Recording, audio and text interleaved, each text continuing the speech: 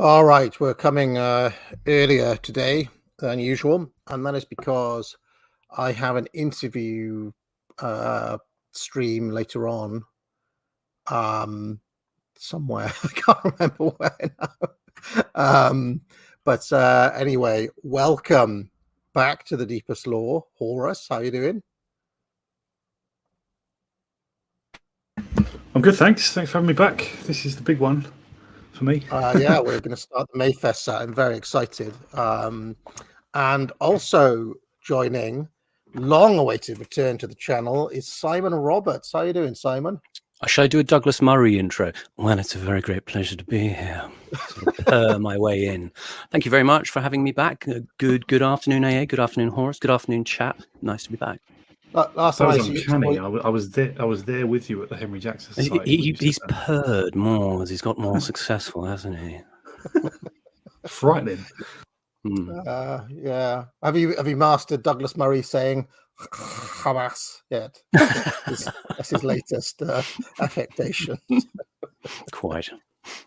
Anyway, last time I saw you, Simon, we were having a burger and various other disgusting things. The Blair musical, yes. At the Blair musical, that's right. Tone the musical. Oh my god, that was great. Yeah, I'm trying to remember who. Oh yes, it's Auros Press who is interviewing me later on, and I will share that in the chat, and I'll put a community note up now as well while I still remember. Hold on. Catch me here at 10 p.m. So, and then I really must put an end to these outside appearances. I've just done too many of them of late. But you have to kind of put the rounds in once in a while. So you know, I like to do the kind of Henry Bolingbroke in Henry IV model of social PR. You know, like he says, by being seldom seen like a comet, I was wondered at. Amazing. He's an underrated character, as old Henry IV, I think. Much overshadowed by other characters in those plays. But anyway. Right. Before we get going, I'll just remind everybody, do buy my courses. I'll play the ad. Which one shall I play? Why don't we go for the entrepreneurship one? It's been a while since I played that one. Favorite.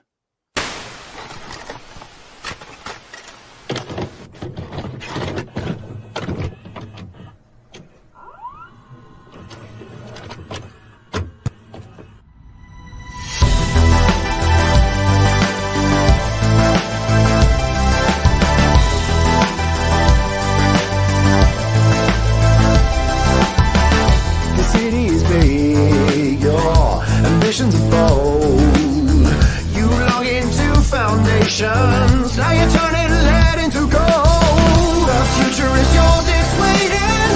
Get in for the ride. The skills that you are creating cannot be denied. Foundations of entrepreneurship.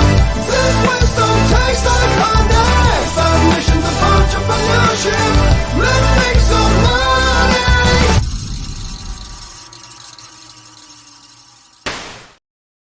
Do you know if that's Guard on the vocals or is it Pharaoh on the vocals? I think it is Guard. Yeah, I asked him if he could do an extended mix of it. I love that. That is my favorite. It's such a lovingly done sort of homage to kind of 90s trash telly. He's got a hell of a vocal range on him, Guard, because he doesn't sound like, you know, he can go low and he can go high and he can snap you like a twig. All right, so Horus, anything you'd like to shill before we get going, sir? No, I'm sorry if my sound is a bit rough today. I'm on Substack. I believe you've put the link below the video if anyone wants to check me I out there. have. Yeah, I'm going into history, putting together things in a different way than people have done before. So check it out. And Simon, anything you'd like? Yes, I'm coming up on Nathan Hood's King Arthur Day on the 25th of May, doing a film review of Arthur on film. We're going to talk about Excalibur, Monty Python and the Holy Grail, possibly the Bresson film, Lancelot du Lac, and Mr. D will be joining us. Fantastic. All right, so we're going to be making a start with the Mayfair set, but before we get going, Simon, you're something of a Curtis fan, and I think you've been watching along. Yes. Now, are we entering the classic Curtis period now, or do you think he's already hit his stride with the previous one, which was The Living Dead? I mean, I think they've all been fantastic, to be honest. Like every single one. An Ocean Apart was quite a revelation, actually, going back and watching that again. I mean, the fact that they had a sort of crown jewel of the BBC in the form of a Dimbleby narrating that and putting his name to it was very intriguing. But I think you're right. This is the one where he really sort of kicks it into high gear. He's a completely competent documentarist. I mean, for me, he's one of the sort of three top modern British auteur sort of essayists. I think the ones I like are people like Nick Broomfield, who did Kurt and Courtney, Biggie and Tupac. Jonathan Meades is another one that I like. He's got a very arch, funny style. I mean, for many years, the Mayfair set wasn't really around. I had a sort of ropey videotape of it, and it was one of the earliest uploads to YouTube of the Mayfair set. I sent it to this journalist I knew called Tony Gosling, who was a sort of conspiracy guy, and he was really keen to get a copy, and he uploaded it to YouTube, where it was for quite a number of years in my sort of crackly VHS version. And the reason you could tell it was mine was because he actually copied the whole tape, and I had a Jonathan Meades documentary on mid-century German architecture at the end of it. So he had all these comments of people watching it saying, "I really like the Mayfair set," and the documentary on Nazi architecture was good as well. So Jonathan Meades picking up brutalism. yeah. He's very good on that. He's got a couple of them, but I think this is certainly the one where he gets into that sort of collagist kind of characteristic style and really supercharges it. I've got a funny image because, in the late 90s and early 2000s, pre-easily available footage on the internet, I was into pro wrestling tape trading, and it was like, it was like getting the forbidden stuff from Japan and all that, sought after matches from, and I've just got an image of you doing the same thing, only with Adam Curtis documentaries. Yeah, absolutely. I was completely obsessed. I mean, I saw it at the time in 1999, and I managed to get just one episode taped, and then UK History did a kind of bowdlerized edit of it a few years later, which cut about 10 or 15 minutes off. So I think the ones on YouTube now are more or less the full BBC edits, which is great. All right, so let's make a start then. I mean, Horus, just before we're going, do you think this one, Mayfair set, is where Curtis truly enters like his kind of golden age, or do you think he's already there with The Living Dead? I think this is probably my favourite one of his. So yeah, but I do agree with you, both of you, that the earlier stuff is really interesting. The Ocean Apart, especially, and The Living Dead, and what's it called, Pandora's Box. There's loads of interesting stuff in there. But I think this is sort of like where you sort of talk of Curtis in his pomp. This is where he really comes into his own. I'm not sure exactly what I mean by that, but it seems to all come together. And this just one thing we'd probably all credit with him in general is just he takes us an interesting path through topics that you at any rate don't consider connected. He connects them, and he takes a curious path through them that no one else seems to do. And that's what, despite him being pretty hard lefty, that's what makes him so interesting, I think. Yeah, I mean, there's things to debate about that. I've written about sort of 5 pages of notes on his style. I won't sort of necessarily belabor any points at the minute, but I think you're right. He is kind of sort of libertarian left. He identifies himself as, but he likes to hover between different positions with different documentaries. And in interviews himself, he says, "Well, I don't really have a politics. It tends to be sort of reactive to the moment." And I mean, I think of Mayfair Set as the first of what I sort of call his Destination Blair tetralogy. It's this one, Century of the Self, Power of Nightmares, and The Trap, which are all about the dimensions and the sort of interplays of the managerial regime in the UK and the US as it sort of eventually came to be in the 1990s. Well, I would just before we start, I'll just highlight one thing that I've noticed from this that I wonder if others pick up on it as well. Just the number of times that he asks someone, the talking heads that he's talking to, questions about power, and also how often the talking heads, without you hearing his question, they've obviously just been asked one of those questions as well. He just doesn't always show it, him asking it. It just brings up the question of power again and again, in this one especially, and in lots of his documentaries. Yeah, and I think that does reveal his political views, actually. Yeah, I took a quote from an interview he did. He says, "What I think I'm most interested in is how power works in society, more correctly, how power is exercised, but in ways that we sometimes don't see it, especially in institutions that appear not to have anything to do with politics and power as we traditionally know it, flowing through scientific institutions, areas like consumerism, and the way we think and feel about ourselves." So, and in the first shot of this show, obviously, he's literally telling you with the placard on the guy in the first sequence. I'm something of a I share this fascination with Curtis about power, so makes it quite a good fit for my interests. But let's carry on. Britain's power and influence has declined since the beginning of the century. And the question is this a trend we can reverse?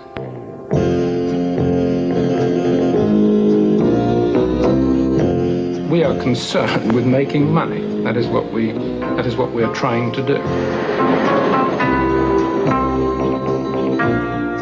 It's been described as the most beautiful terrace house in London. The abuse of business and financial power. You lied. We shall have a harder Christmas than we have known since the war.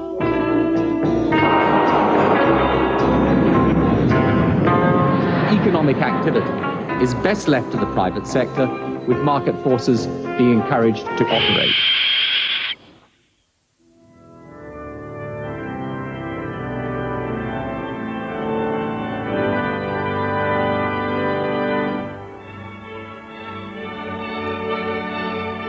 You solemnly promise and swear to govern the people of the United Kingdom of Great Britain and Northern Ireland, Canada, Australia, New Zealand, the Union of South Africa, Pakistan, and Ceylon, and of your possession, the other territories, to any of them belonging or pertaining, according to their respective laws and customs. I solemnly promise so true. The coronation of Queen Elizabeth II was a triumphant assertion of Britain's power in the world.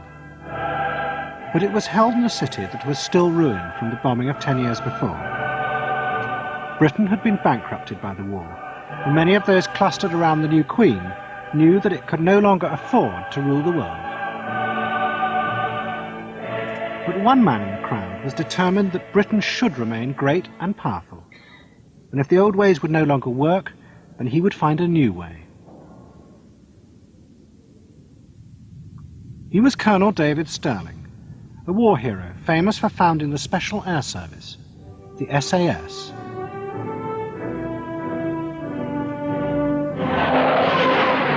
What Stirling would do was to sell to other countries Britain's military power. Britain would supply them with modern weapons and with mercenaries who would fight their wars for them. In return, Britain would become rich again and continue to influence the world.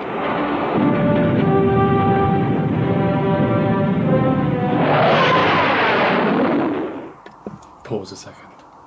Go on, Horace. He didn't do the thing of saying like, but this vision turned out to be false. Yeah, well, I was just thinking that. But this vision does turn out to be false, just as a spoiler for everyone. But I mean, just from our own perspective now, I mean, do you think Britain has had any influence on the world since the coronation of Elizabeth II? You'd have to firm up the question a bit. I mean, yeah, we've had some, yeah, but. Or is it just basically riding the coattails of the Yanks? Yeah, we are the most abased of all the US's vassals. We did the soft power presentation, the window dressing. The British Council. Yeah, our rulers are slaves to the US. Like they willingly, they love it. Yeah, I mean, because that would be if Blair was here, he'd be saying yes. But if America went into Iraq alone, they wouldn't have had anybody to lie to the UN for them, for example. Or I don't know. You see, like right now with Ukraine, they're there again, aren't they? Our government instigating the trouble. Yeah. And I mean, I think it's the combination of, the idea that America is not completely alone, like on Israel at the moment, for example, or with Ukraine, and also that permanent seat on the Security Council, which Britain can use, to veto things or to. So I think those two things are played up as much as they can be, for American interests, basically. But you could say, well, to the extent Britain has an influence, it's there somewhere, in and around that. But let's carry on. On the 14th of December 1941, a small party of British troops made their way cautiously onto the enemy airfield of Tamit in the Western Desert. We pause for a second. It was a pitch black night. Go on, Simon. Just a factual correction there. That's not Field Marshal Bramall, who died a few years ago. This is actually Lieutenant General Sir Brian Horrocks. Oh, they got it wrong. Was wrong. Yeah, the caption was wrong. Interesting. I knew that because I knew someone who worked for David Sterling. I knew an SAS soldier who was actually was friends with both of them, and this guy was a bit of a character. He became a TV presenter later on. Interesting.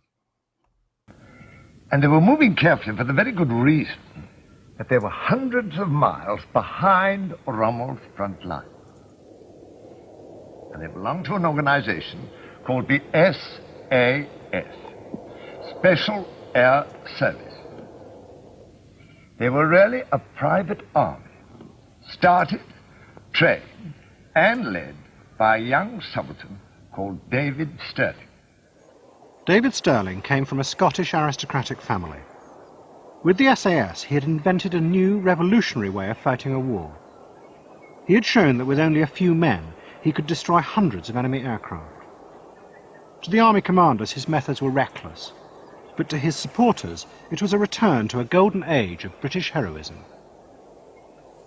The airfield was packed with aircraft, and they roared onto it with all guns blazing, the real Nelson touch, in fact. Now, the only way that I can bring this alive for you is by a demonstration which I've fixed up on this model for you to see what happened. Most of them had beards. A lot of them wore bandana handkerchiefs. They must have looked very like 18th century pirates.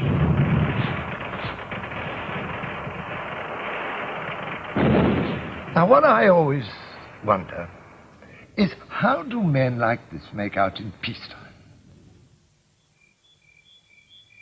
After the war, David Sterling left the army and went to live in Rhodesia. Like many returning servicemen, he found post-war Britain drab and depressed. Sterling also believed that his duty was to help maintain Britain's empire. It was what he, like so many others, had fought to preserve. He believed that he had that's the sort of thing that families like mine believed anyway, until fairly recently, probably. I mean, that you were powerful, that your birth gave you the right to power, but also gave you very great responsibilities. Pause for a second. Mm-hmm. Did Curtis deliberately put him the other side of a road so that we would see cars driving between him and his house? Like, that is deliberate, isn't it? I don't know what. So what? I'm not sure, but that's intentional, isn't it? Is that like modernity imposing on this old vision, something like that? Yeah, severing the present from the past or something. The American highway in the middle, intruding on the old British vision. It's a good point he's making about this loss of noblesse oblige among the elite. I mean, Sterling himself was very scathing about the kind of officer class in, if you like, what they call the line regiments in the military. Obviously, the SAS was a new concept in the Second World War, but it encountered a lot of resistance to the kind of innovation he brought, and the sort of descriptions of them as pirates is kind of appropriate, because they did sort of recruit a lot of kind of ne'er-do-wells and people who were in trouble with the law, and later on when they were trying to get money out of the MOD, they'd always be turned down for things.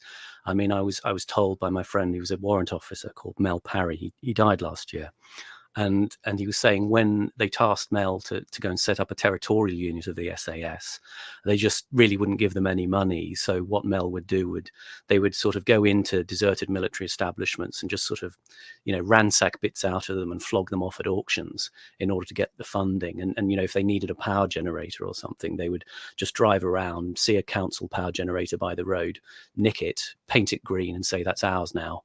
And so they were kind of, very, very much sort of this maverick buccaneer, kind of mindset. And Sterling thought of the British elites. He called them the Freemasonry of mediocrity. And famously, he described them as layer upon layer of fossilized shit. Amazing. Looking after the people who lived on the place or worked on the place. It's just in the blood, I think, too. It's a birth thing. It's a birth thing. The British do not give independence or freedom to anybody on the platter. You have to fight them for it. You must be prepared to go to prison.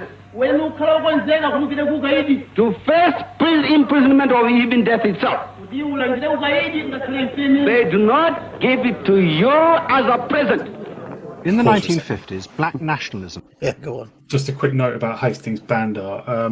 We did Black Power about Ghana the other week, and it was Gold Coast. Yeah, and Kwame Nkrumah. He was one of the sort of anti-British, not crazy, not like Maoist types like Mugabe, but anti-British sort of decolonialists, who nevertheless lived happily in London for about 10 years before Hastings Bandar. I think he was like a doctor or something. No, maybe not in London, sorry, but in Britain. Loads of these guys, they didn't find anything wrong with living in Britain and making a good living there. I always remember that bit, though, that guy. I kind of love him in a way, because it's just a brief lesson in the raw power realities of dealing with the British elites. They don't give you power as a present. You've got to fight. So I actually wonder if they do. And the reason I asked that question is because of the book I've got here by another one of these post-war military types, Major General Richard Hilton. And the book is called Imperial Obituary, where he basically lays out how there were even plans before the war to give away various different territories, and he outlines all the ways in which the elite did not really fight that hard. I mean, his view is that harder force could have been used in every single colony to hold on. In terms of divestment of empire, yes, I'm thinking as we face our modern elites. Oh yes, absolutely, yes. I mean, I didn't pick up on that at first. Yeah, exactly. That's a good point. Go on. I think before the Second World War, those who were for holding on to the empire, sort of by force and really making an effort to do that, were called the diehards in the Tory party, and they were just a section of the Tories. I don't think there was any movement across the whole elite that was specifically very acutely pro-imperial. It was complicated, but like the diehards in the Tory party were already in a rearguard action in the 30s. Obviously, India being one of the main issues. I just thought I'd mention that. Yeah, I mean, Richard Hilton, who I mentioned there, set up a league called where he was part of this thing called the League of what they called the League of Empire Loyalists. Yeah, the League of Empire Loyalists, right? Who were considered basically like a hard right group at that time. Various other Arthur K. Chesterton was part of them. Julian Amory was one of them. Yeah, Hilton, like I mentioned. I mean, John Tyndall, Ironside was one of them. You know, I think Bowden might have been in it as a young man as well.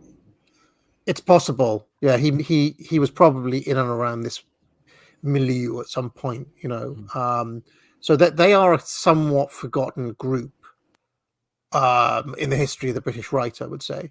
But I have found that they're if you can find books written by people who were in that, they're kind of eye-opening. You know, some of the forgotten details. But anyway, let's continue. Spread through Africa. To try and stop it, Stirling set up his own political party called Capricorn Africa. He proposed an alternative form of power sharing where people like himself would civilize the black majority.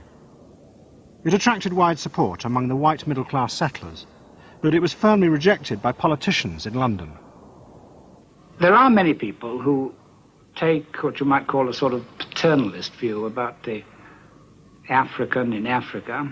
They say, and this no doubt is true, that the European, for the time being at least, because of his greater knowledge and know-how and the rest of it, can run things better. And then they jump from that to assume that the European should stay there in control. Now, I've never accepted this analysis. It was about 50 years ago that Asquith said that self-government is better than good government, and I believe this to be true. Pause. I mean, it's 65 years later now, mate, and we're still waiting. I can tell a little story about this. I did a little bit of digging on this guy because you could sort of read where this is going. This chap Ian MacLeod, he was the secretary, colonial secretary, I believe, and he was responsible for much of the divestment of places like Nigeria, Tanzania, Sierra Leone, British Somaliland, Kuwait, and Cameroon. And interestingly, there's a couple of little anecdotes I found, actually. This is a guy who I found there was an article on Unheard about him, so and a sort of approving article. So he's kind of Unheard's kind of guy. It's an article called "The Tory Playboy Who Toppled the Toffs." So they make this guy out to have been a bit of a sort of, I don't know, a gambler. He was a gambler. He was a bridge player, not the Claremont, but at a place called Crockford's, another club. And this article is interesting. It says, quote, he made his mark within 2 years of arriving in the Commons in 1952, facing off against Nye Bevan. To have a debate on the National Health Service without the right honourable gentleman, he told Labour's Health Secretary, would be like putting on Hamlet with no one in the part of the first gravedigger. Amid the laughter, watching from the front bench, Churchill leaned over to an aide and said, who is that man? Put him in the government. And interestingly, this chap MacLeod, he didn't have a seat in 1945, so he contested the Western Isles constituency in the election, and there was no Conservative Party standing. So what he did was he set up an inaugural meeting for a Conservative Party nomination, and literally no one else turned up but him and his father. And it says his father was a lifelong Liberal, but an admirer of Winston Churchill, and they were the only attendees. So what happened was MacLeod, he elected his father as the association chairman, and then his father selected his son to be the candidate. And then they got, in due course, a letter of endorsement from Winston Churchill. And the funny part is he actually came bottom of the poll. He still lost by only getting about 2.7 thousand votes out of 13,000. He's Churchill's man. So Churchill's fantastic skills coming into play at more once again. I've always heard MacLeod praised by left Tories. Like he was like praised as a moderniser, like a Cameron, Francis Maud sort of figure. So he also has resemblances to Gove, a sort of backroom, player character. He also held some of the same offices. He held the Duchy, Chancellor of the Duchy of Lancaster, which seems to be reserved for kind of Tory wets. And he was thought to be a very good debater. Interesting that Unheard like him. I've often wondered who that publication is for. Maybe it is for that the left Tory, the left Tory. The One Nation. At the end of the 50s, Sterling returned to London. He was angry and disillusioned with the politicians. He felt they had lost the will to maintain Britain's power abroad. He also had nothing to do.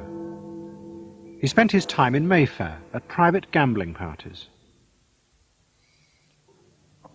4, giving you 3, is drawing a card.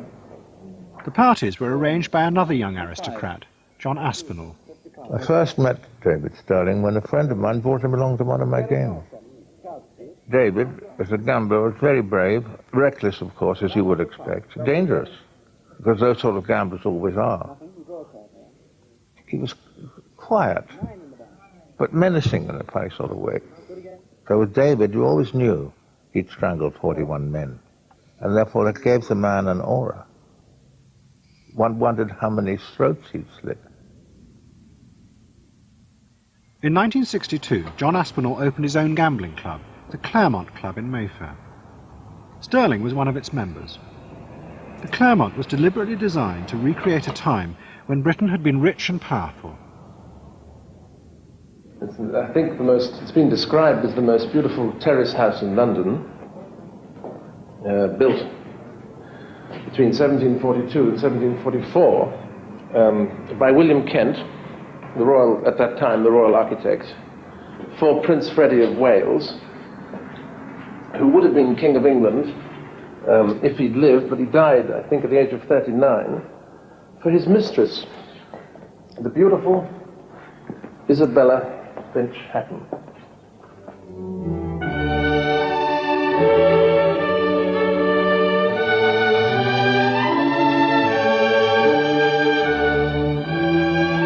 Trying to recreate some sort of 18th century world. The beauty of the decorations, the color of everything, the abandon, sheer extravagance of it.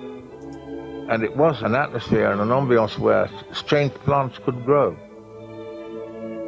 The set that Aspinall gathered around him at the Claremont were, like Sterling, disaffected right-wingers, men who felt themselves out of tune with the consensus politics of the post-war world.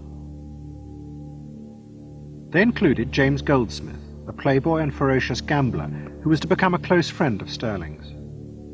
The tycoon Tiny Rowland. I should just mention, doesn't Goldsmith become something of an obsession for Curtis moving forward? So he's one of the people he keeps on coming back to, isn't he? Sterling already knew from his time in Africa. Lord Lucan, a descendant of the man who had led the charge of the Light Brigade, and Jim Slater, the takeover tycoon and asset stripper who ran the notorious Slater Walker. What you know? I was just going to say, Lord Lucan there, who famously murdered his nanny in 1974, and I think there's an idea that John Aspinall, who ran the Claremont, used to sort of cover his massively inflated gambling debts, and then possibly also covered his escape from the UK. But I don't know, Forrest, you know anything about the case? I don't, but why would he have covered his debts? Don't know. I think he was just a guy they liked to have around. I think they called him Lucky Lucan or something, but he just kept losing tons of money, and then I think eventually he became a bit of an annoyance. And there was an ITV drama about it a few years ago, where I think the implication was that Aspinall had him bumped off and dumped in the Channel. That would make sense if he owed him loads of money and it wasn't going to come back, I suppose. Well, maybe.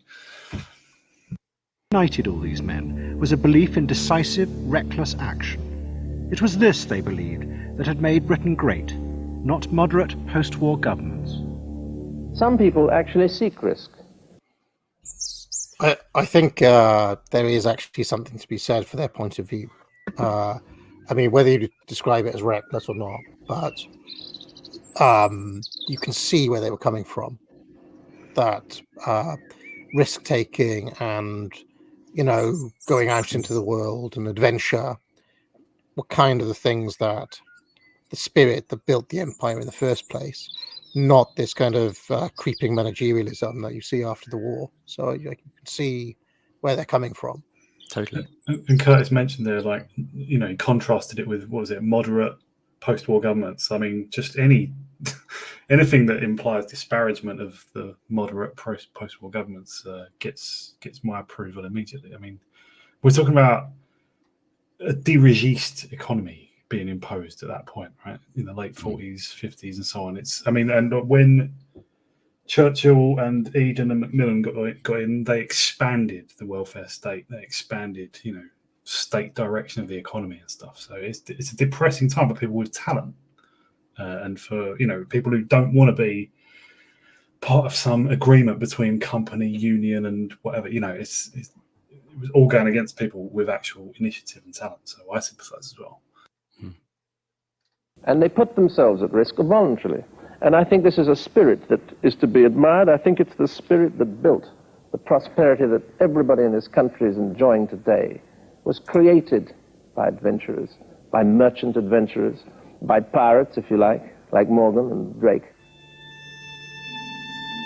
Then, an event occurred in the Middle East which gave Stirling the chance to try and reassert Britain's power abroad, but in a new, different way. Interrupt again, but it just kind of occurred to me that essentially the arguments they're making are very similar to the arguments that Bronze Age pervert makes today. It's kind of like this is Bronze Age mindset, just kind of post, 1960s style, rather than. It's basically all the same arguments, and I was wondering whether some members of the Israeli government today have got themselves into this mindset, because there is a certain degree of this spirit in Netanyahu, love him or hate him. He is basically the entire world is condemning him, including portions of the American government now, and he's just going like, yeah, fuck it, I'm doing it anyway. Does this account as the age of Schmittian decisionism, you mean? Yeah, he's just going for it, which, obviously I've not been a fan. I'm not a particular fan of Israel, as everybody knows, but from a certain point of view, I can it is bold, decisive, and risky action in a way that is totally uncharacteristic of our leaders.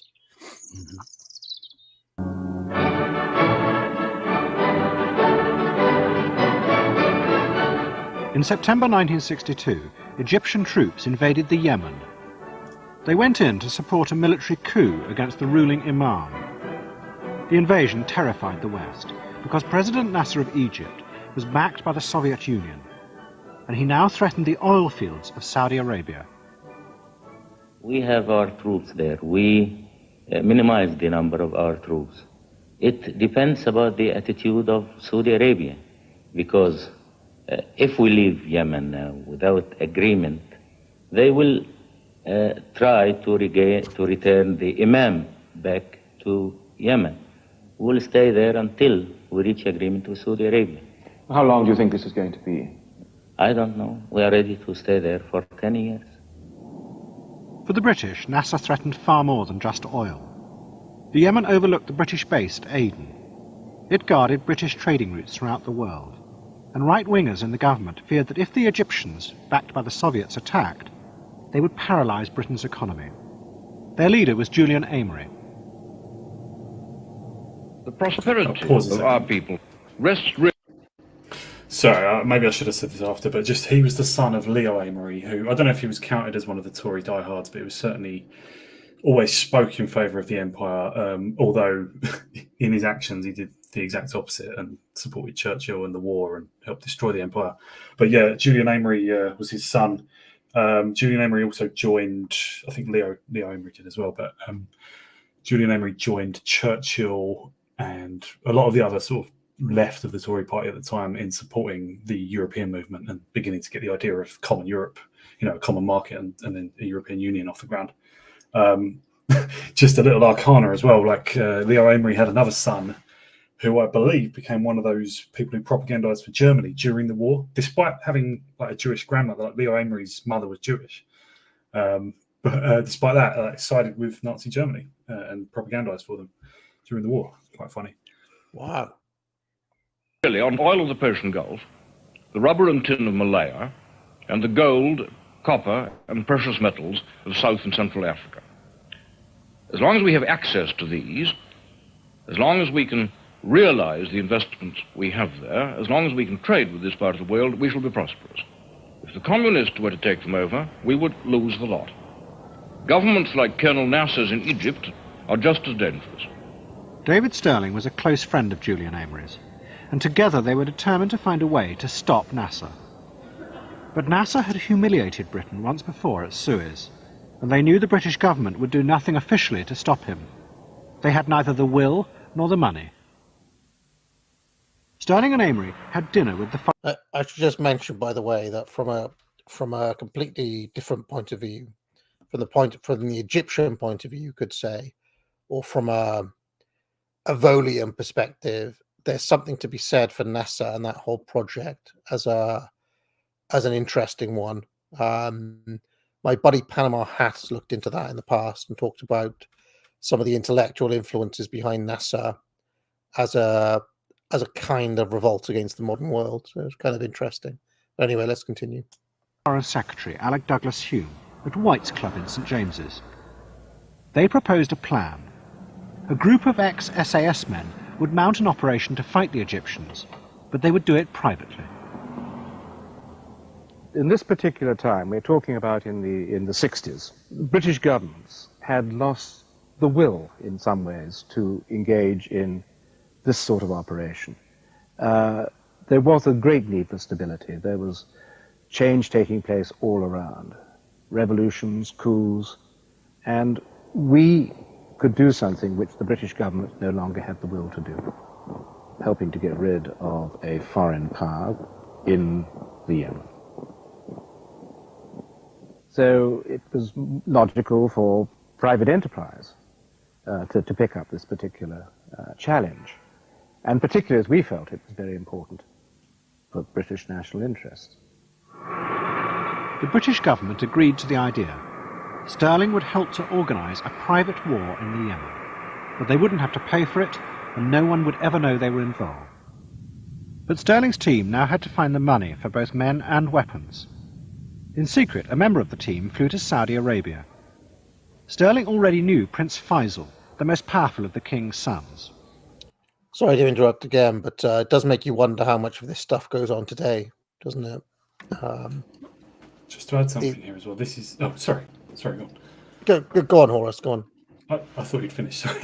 Well, just to add that this is 5 or 6 years after the Suez fiasco, just for anyone who's not aware of that. And Nasser was sort of the victor of that and became a lot more powerful because obviously he won that. He'd come into power shortly before Britain, Israel and France attacked, and he was a lot stronger for having survived that and for implicitly having the support of the US as well, despite being aligned with the Soviets. Can I just say it's interesting that footage of Amery speaking to the public, in a very raw and direct way, saying, well, we need the rubber and the tin and the copper. We need these resources. This sort of very, candid, sort of carnivorous kind of political view that you can't see a politician today sort of doing that, fronting up and saying, well, basically, we need their stuff. That's why we still act on that. They still act on those motivations, but they never say that now. Yeah, but there's never that kind of bluff, directness anymore. Faisal was terrified that Nasser would invade his country next and agreed to the British idea. The Saudis would pay for the war. Saudis saw David as a sort of their idea of a buccaneering Britain, an unusual who talked to them as if he was almost an Arab. He didn't speak a word, except for sort of localized Arabic. I don't think he knew any sort of pidgin Arabic. But he talked to them as they understood him and respected him. The Saudis' use of Stirling was nothing but an expression of need. They needed his services. They didn't have anybody with his expertise. They didn't have anybody of his stature and ability. That is very, very simple. In his case, I think to say that he was a mercenary is to sell him short. He was a mercenary, and simultaneously he was an extension of British policy. He wasn't doing anything illegal. This government knew about it and approved it. And therefore he was sort of a merger between a mercenary and a Lawrence of Arabia, if you wish. You know, he brought these two things together, the romantic adventurer and the modern-day mercenary came together in the person of Sterling. The Saudis agreed to pay for the British mercenaries and also to smuggle weapons into the Yemen. The man in charge of the weapons would be a young trader, Adnan Khashoggi. Khashoggi found the weapons that Sterling's team needed from Britain and America. Hundreds of rifles and machine guns left over from the Second World War. They were not the type of arms they could get from their usual sources. They needed specialist arms of mountain warfare, guerrilla warfare, and things like that. That, of course, signaled the emergence of Khashoggi as an arms dealer. His first arms deal, Adnan Khashoggi, his first arms deal had to do with the war in Yemen. Pause for a second. That guy Adnan Khashoggi obviously went on to become maybe the world's most famous arms dealer. Like he's in and out of the news here and there in various different, involved in various different conflicts over a couple of decades after this. And then obviously his son was Jamal Khashoggi, who was murdered.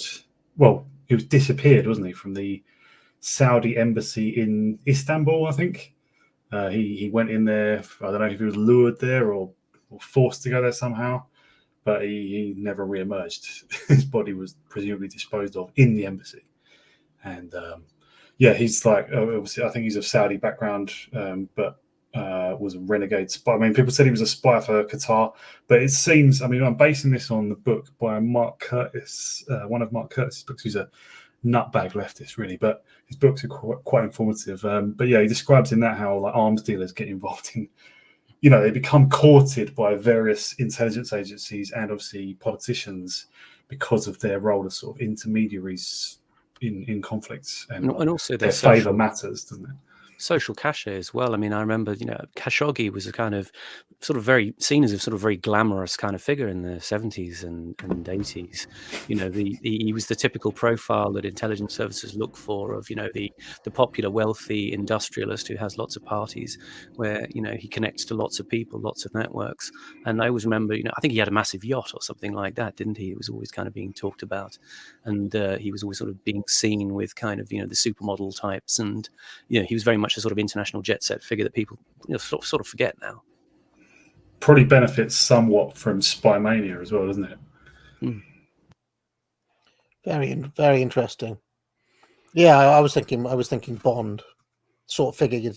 The sort of figure that you'd see as a bit part of a Bond film, something like that. Characters based on him is what I mean. The problem was to find the men. Sterling set about tracking down his old comrades from the SAS, but who had now left the regiment. He said, you'll be leading a very small party and you will have professional soldiers with you, indicating that I was going to take professional SAS men in with me. But this was not an SAS operation? No. What was it? It was a international operation, supplying the Arab forces, training them, upsetting the Egyptians by mining their roads, ambushing, general nuisance. Mounted by governments who knew about it, but were not intimately connected at all stages. So, if things went wrong? If things went wrong, I'm afraid we would take the rap. In 1964, an intrepid British aristocrat, Lord Kilbracken, made a film record of the British mercenaries' war in the Yemen. He travelled to the remote region where they were leading the royalist troops against the Egyptians. The desert seemed endless. We saw only a barren, rocket-scarred mountainside, no tents, no houses, but up to 800 soldiers inhabit its caves and crannies. This is the Royalists' HQ. Here we met two of the British mercenaries. After morning drill, Bob and Co. would take their ease in the sun outside the cave which housed their radio station and was their safest air raid shelter.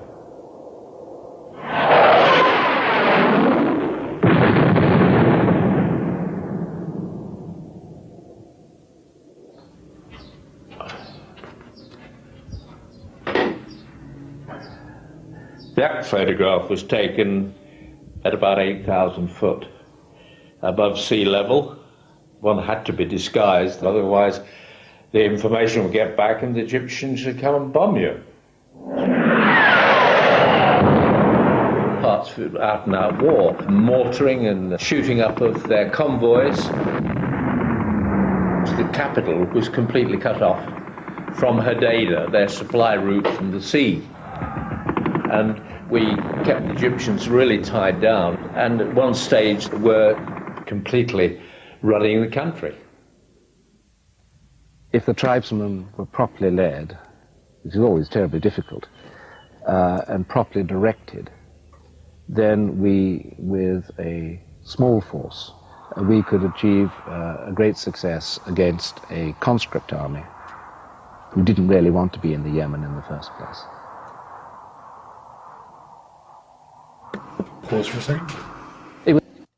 Just for anyone, I never heard of this conflict until I watched this documentary. But anyone who wants to learn more about it, you could also watch End of Empire, which is I don't know if it's ITV. It's a British series from the 80s, I think, and it covers this in one of the episodes. It's a pretty good series. Yeah, not much talked about this conflict, is it? Never heard of it. It's like it's almost though I don't know. It just doesn't really fit with the history that we're taught. There was also the fact that Egypt united with Syria around this time. They actually formed like a two-country union. Was that Pan-Arabism, was it? Oh. It's like yeah. It was like the United Arab Republic. I think it lasted for not very long, a few years. Mm. They actually consensually united two countries. Wow. A lot of this stuff wasn't really discussed until the 90s. The so-called secret wars that Britain fought, especially in the sort of early 70s in Oman, which I think he covers later.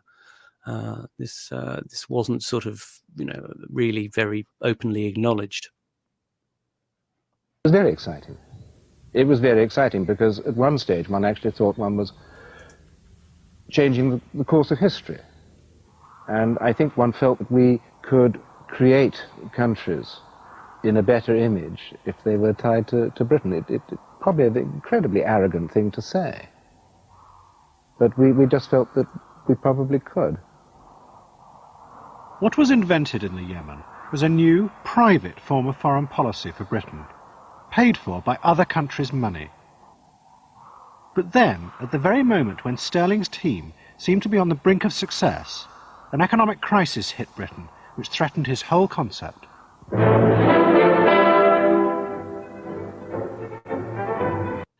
I should mention that is a classic Curtis segue, isn't it? But then events crashed in. Yeah, something happened. Yeah. In 1964, a new Labour government was elected. Almost immediately, there was a run on the pound.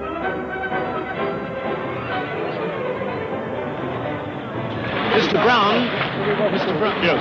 Have you been discussing the economic situation this morning? We've been discussing the affairs of the nation, yes. Try the American.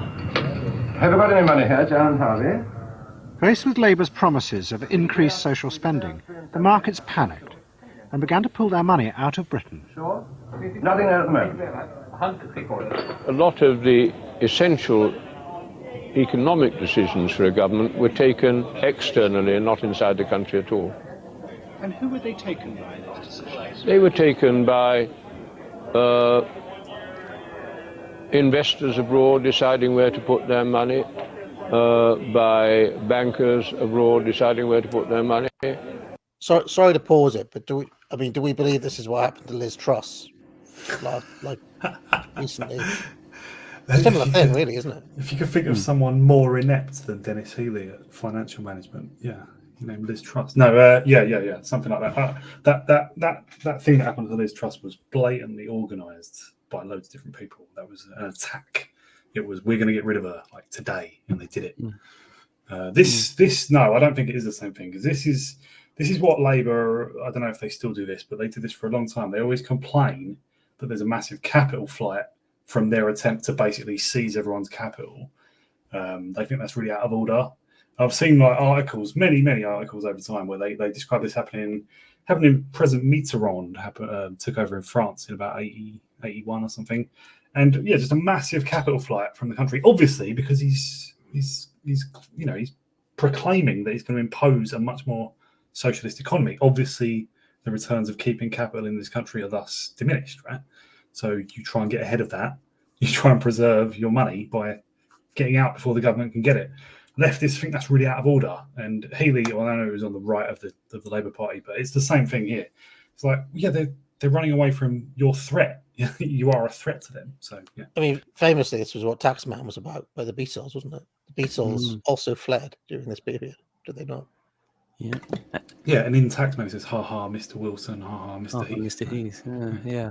And also, it's interesting that you sort of sense that what's creeping in here is the realization that they can kind of, by this sort of increasing marketization of the economy that Curtis is driving towards, you can then distribute risk away from people like Sterling and his band of mercenaries, let's say private military contractors, you'd say now.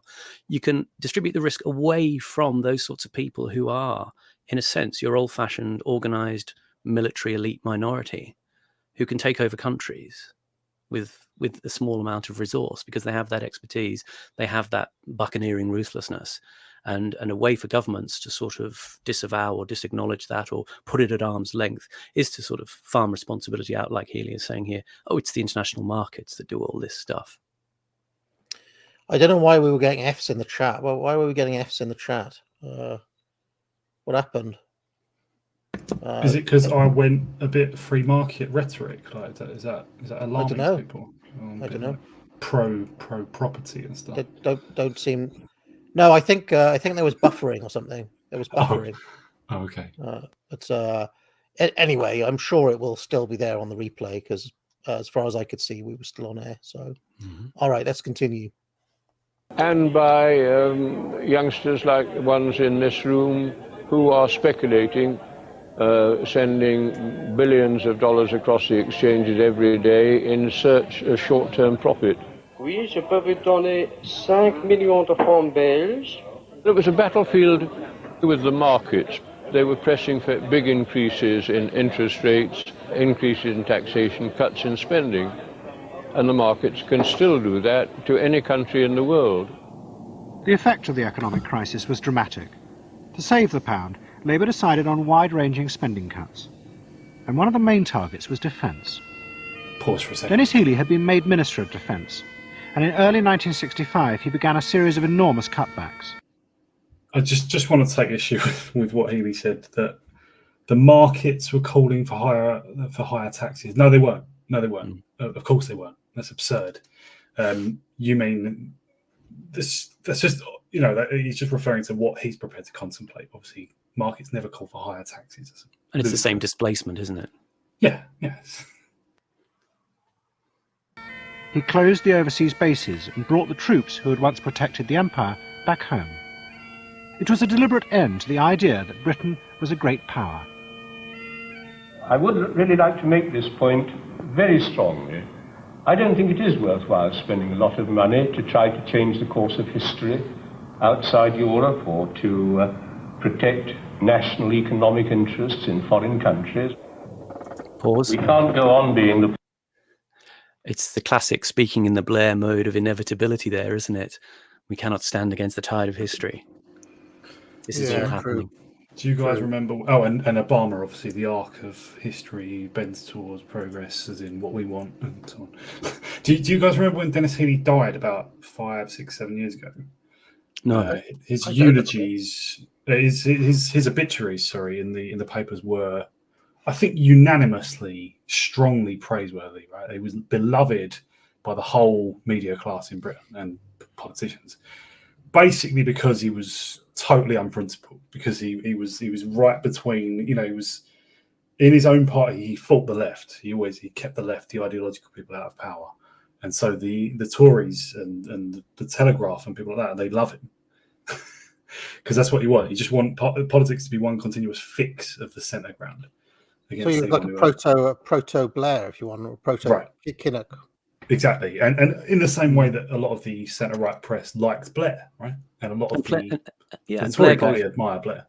And Blair goes one further. Healey there is kind of almost pleading with you, making an argument, well, this is the onrush of history. Whereas, as you say, AA, very often, Blair just says, well, it's already done. It's already happened. We've already decided. The train's already moving. Just another note as well, may or may not be relevant. Where we all know that Blair was quite pro-Trotsky when he was at uni. Healy joined the Communist Party of Great Britain in the 30s, apparently not out of any sort of Marxist conviction, but just because they were standing up to Hitler. So yeah, great. Policemen for the whole world on our own forever. Healy believed that instead, Britain's defence industries should make money for the country. The Americans were selling weapons throughout the world, and Healy wanted Britain to compete with them and to earn precious foreign currency. He appointed the country's most famous car salesman to advise on how to do this. He was Donald Stokes, head of Leyland Motors. We're no longer a great world power. We're a commercial trading country now, and the sooner we appreciate this, the better. And unless we get the economy right, unless we get industry prosperous, it's no use politicians doing or thinking anything, because they've no power left anymore. We've no power of armies or air. Can I just say that there is something to the idea that if you keep on repeating something, it becomes true.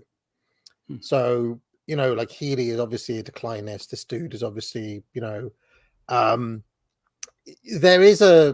an argument to say that had Britain followed the course outlined by some of the other chaps who we've seen in this documentary and the League that we mentioned before, they could have gone into the post-war period in a very different mindset.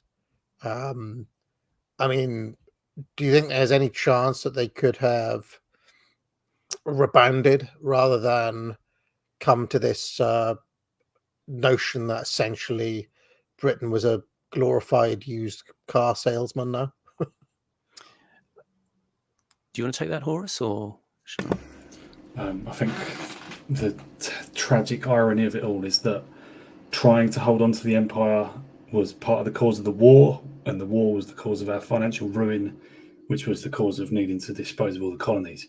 But probably a lot of the colonies should not have, money-wise, were never wise to acquire in the first place. I think a lot of this really was inevitable because of the war and because some of the colonies were bad colonies in the first place. I don't think a lot of this could have been avoided. However, the calamitous decline, the way that Britain, kept declining by mistakes, basically, and bad decisions and bad people in charge, that, well, in the sense that anything could have been avoided, that could have, but it was all set in train a long time before. And it maybe is, for what I've read about Sterling's Capricorn Africa project, this was an idea of a sort of a power sharing, between, former white colonials and the black majorities in African countries. But that might have slowed down the process of decay, perhaps. But this sort of the voting franchise he was proposing there was still a very qualified elite franchise. So it perhaps would have seemed like British colonial rule, perhaps just easing down at a much slower, more graceful pace. As you say, though, it may well just have been the inevitable. Is what he proposed similar to what Ian Smith tried to do in Rhodesia? Because that was a sort of, there was some allowance for some, black African input, but it was still largely overwhelmingly weighted towards the whites of Rhodesia, to ensure that they stayed in charge, really. And we were quite frank about that. Presumably that things ran as well. Right, because it was just guaranteed disaster if you just suddenly let all the blacks vote. They would just vote in someone like Mugabe or some communist, basically, and just wreck the country. And of course, that is what happened. And maybe the sort of the strong man model that was present in the Arab world was being looked at and anticipated in Africa. And obviously, we see that play out a little later on with people like Idi Amin and Mugabe and Kenyatta. Forces. The only power we've got left is economic power, and we must deploy this for the benefit of us all to the best advantage to get the best return. Well, we could be so prosperous if only we could get some sense into this. But Britain was not very successful at selling weapons, until David Sterling decided to get involved. Sterling was furious with Healy's defence cuts. They had come at the very moment when he had finally won the war in the Yemen. In August 1965, Nasser effectively surrendered. He signed a ceasefire with the new king of Saudi Arabia, King Faisal. Nasser promised to begin withdrawing his troops from the Yemen. Just say it's remarkable to win a war purely with secret proxy forces. Quite an achievement, that. We produced a situation where we'd won, where the Egyptians were prepared to pull out completely from from the Yemen. They went to see King Faisal in Jeddah and agreed to go. And it was at that time that the new British government announced its intention to leave Arabia. So we'd actually won the game, which was probably a bit why I got so cross. We'd actually won the game. And then it was given away politically because the Labour government was committed to a major defence cut. Stirling believed that Labour had given away the fruits of his victory. By removing troops from the Middle East, they had left Saudi Arabia defenceless. Above all, with no air force. So Stirling approached King Faisal and offered to create an air force for him, privately. But first Stirling had to find the planes. To do this, he went into partnership. Can I just say, by the way, I have always struggled to learn the different Saudi kings because they always just look like that. I can never. I can always remember, like at the minute, it's the Crown Prince MBS, right? And for some reason, the way that the Saudi royal family runs, it's always the Crown Prince who does a lot more of the hands-on stuff, and then there's a king somewhere, and it's always something like Faisal or some name, And I even forget who the king is now. What's his name? He came out to meet Putin, which was a big deal because nobody ever sees him. But just call him Abdullah. Just go with that. I just always get confused with Saudi kings. But anyway, let's go. With a flamboyant British entrepreneur who lived in Jeddah, Geoffrey Edwards. Edwards went everywhere in a white Rolls-Royce. I live by exporting, and in many countries the Rolls-Royce is regarded as the highest possible status symbol of someone's achievements. Everyone seems to want to own a Rolls-Royce or at least ride in one. In fact, many of my friends often say to me, the only chance I shall ever get to ride in Rolls-Royce is at my funeral in a hearse. But amongst foreigners, it does have a great effect upon them to be met by a Rolls, think, this is something, particularly to a chap you've never met before, and you're talking in terms of millions, which we often are doing in my particular game, or various games, I should say. To be met by a Rolls means to him, here's a man of substance, this is a man who has something behind him, we can trust him, he's good for his word, money's good, etc., etc.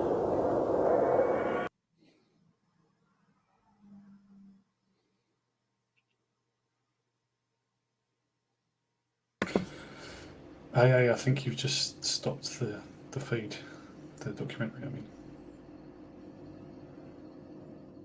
Can you hear us? You're on mute. Oh, sorry. I don't want to labour the point about the Saudi kings, right? But I have to show you this, okay? This is the current king, King Salman, okay? As in Solomon, yeah. Yeah, King Salman. There's Abdullah. Here is Fayed. This is the one before, Khaled. There was Faisal. There was the one before him, Saud. They all look the bloody same. I mean, I'm not being like it's because they all have the goatee and the same shape. I mean, are they? Is it because they're all brothers or something? They're all related, aren't they? They are all related, yeah. They are. So and inbred as well, probably. I always just think they look like Alec Guinness in Lawrence of Arabia. Together, Edwards and Stirling came up with an extraordinary scheme. They would persuade the British government to sell the brand new Lightning fighter to the Saudis, along with an entire defence network. And Stirling's team of ex-SAS men would help to run it. Saudi Arabia would be protected, and Britain would maintain its influence in the Middle East. Well, the arms deal was brokered by Geoffrey Edwards and David Stirling, and the package would involve British planes, British training for the pilots, British training and, in the start, maintenance for the aircraft, and ground control, radar, and everything else. We were there prepared to give a training support, and we had already shown, in Yemen and other things, that we had been a capability of doing it. In a private way? In a private way. They wanted aircraft, radar, training, and guided weapons. The Lightning was an extremely sophisticated fighter aircraft, supersonic, the first British supersonic fighter aircraft developed by English Electric, and they wanted this. They wanted the very latest type of fighter aircraft, and they wanted the latest type of radar. And of course, there were all sorts of security problems. The attitude of the embassy in Saudi Arabia was very lukewarm. It was gaining influence through trade. The Foreign Office had not been involved in trade. It was thought to be slightly below the salt trade. Diplomacy was tip-top. But Denis Healey was in favour of the deal. It was a perfect example of what he wanted the Ministry of Defence to achieve. He gave it official government support. But Stirling and Edwards were facing serious opposition from the Americans. The Lockheed Corporation were trying to sell the Saudis their Starfighter instead. They produced slick commercials to show off the plane. They also took the precaution of hiring an agent in Saudi Arabia, Adnan Khashoggi. He told Lockheed that the only way to win... Here he is again, look. But by the way, on the Saudi kings being related, what I meant is that they're all brothers or something. I think all of the kings had the same dad or something. Like the current king. I think they were all the last few since Faisal have all been sons of Faisal. I think that's how it goes. This current one, Salman, is the son of the founder of Saudi Arabia somehow. I mean, he's ancient. He's like... so they've all been sons of King Saud then? He's the 25th son of King Abdulaziz Al Saud, who is the founder of Saudi Arabia. Who is apparently a very sanguinary tyrant. So, I mean, he just had a metric fuck ton of sons, and every single one of them has been the king at some point, I think. And they're still going. And they're still going, yeah. He's still the king now. So, anyway. Just a brief correction for the plane autists in the chat. The bit of footage he used there wasn't a Starfighter. It was an F4 Phantom. The deal was to bribe the Saudi government. 10 years later, in a Senate investigation, Lockheed's chairman admitted what had happened. I'd like to ask Mr. Kaut this question. Did Mr. Khashoggi inform you personally that if Lockheed was to obtain contracts in Saudi Arabia, public officials there in a position of influence would have to be paid off? The answer to the question is yes. He has told me on several occasions that it was necessary for him to make payments to Saudi officials, government officials. Stirling and Edwards told the British government they would have to do the same as the Americans, pay commission to their agents in King Faisal's entourage. If they didn't, Britain would lose the deal. Did you pay commissions to get this deal? We paid commissions to our agents, yes. Did you think that was wrong? No. The agent lays out a lot of his own money, and if the deal doesn't go through, he loses his money. On that basis, I think it's a fair way of working. I knew some of the things that went on in Saudi Arabia, of course, that payments were made to people. I would not call them bribes, they were payments, a cut on the deal for people who were involved in it, and that was the custom of the country. They have different ethical standards to ourselves. For instance, people in Saudi Arabia have lots of different wives. We don't have that in this country, but it isn't a good reason for not for failing to do business with them. When the British government accepted the principle of commissions being paid, it was looking the other way on an act of corruption. They knew this was corruption, but they thought of it in terms of this is Middle East corruption. This is the way things are done in the Middle East. And I would have dared anyone at the time to tell Sterling that he was not behaving honorably. He believed he was behaving honorably. You could accuse him of a certain level of naivety, but you could not doubt his honor in terms of serving the purposes of Britain. But the activity... Go on. Can I just say, one of the interactions I had, the reason I knew people who used to be in the special forces was I worked for a period in the defense industry in 2009. And this sort of slightly belabored moralizing that's coming across here about corruption in the arms trade. I mean, that's just the way it works. I mean, I've stood in an embassy of a country east of here in London with an agent for some military stuff, and the agent we come in and they give you cups of tea and fancy biscuits and stuff, and then the agent disappears off with the ambassador into another room, and there's an envelope handed over, and that's just the way the defense industry works in those sorts of contexts. It's not remarkable. 10% for the big guy. I think we're all aware of it now, aren't we? Yeah. I'm assuming it still goes on. People get taken on junkets, stuff like that. But it's all part of just oiling the wheels. So I don't know. Maybe I'm deeply corrupt in some way. I just found this sort of slight a shock on his part, a bit performative. I don't think Sterling would have been naive to it. If you're moralizing about the arms trade, Yeah.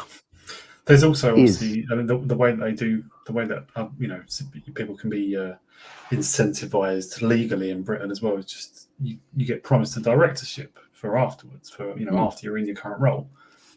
So there's always that, which is legal anyway. So there's always that option as well. Yeah. By nature, corrupt. In December 1965, the Saudis announced they would buy the British planes. The bribes had worked.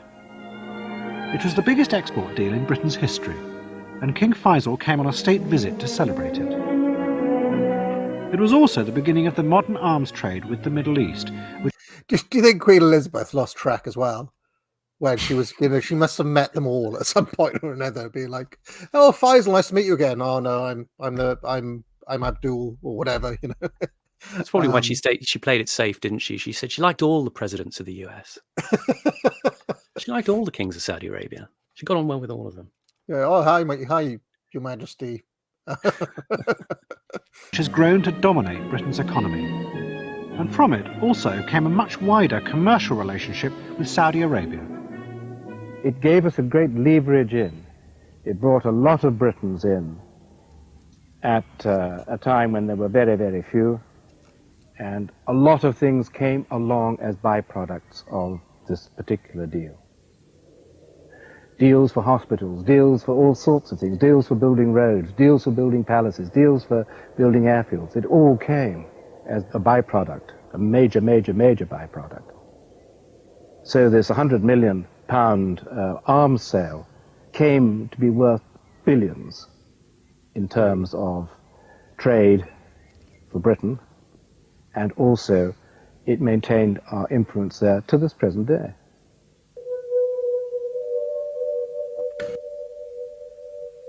With the Saudi deal, Sterling had reasserted Britain's power in the Middle East, and it had cost nothing.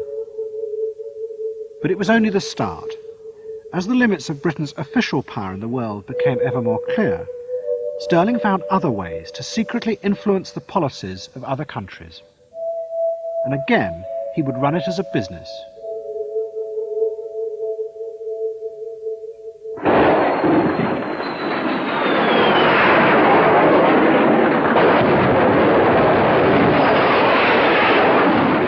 By the late 60s, many of Britain's former colonies were being torn apart by civil war.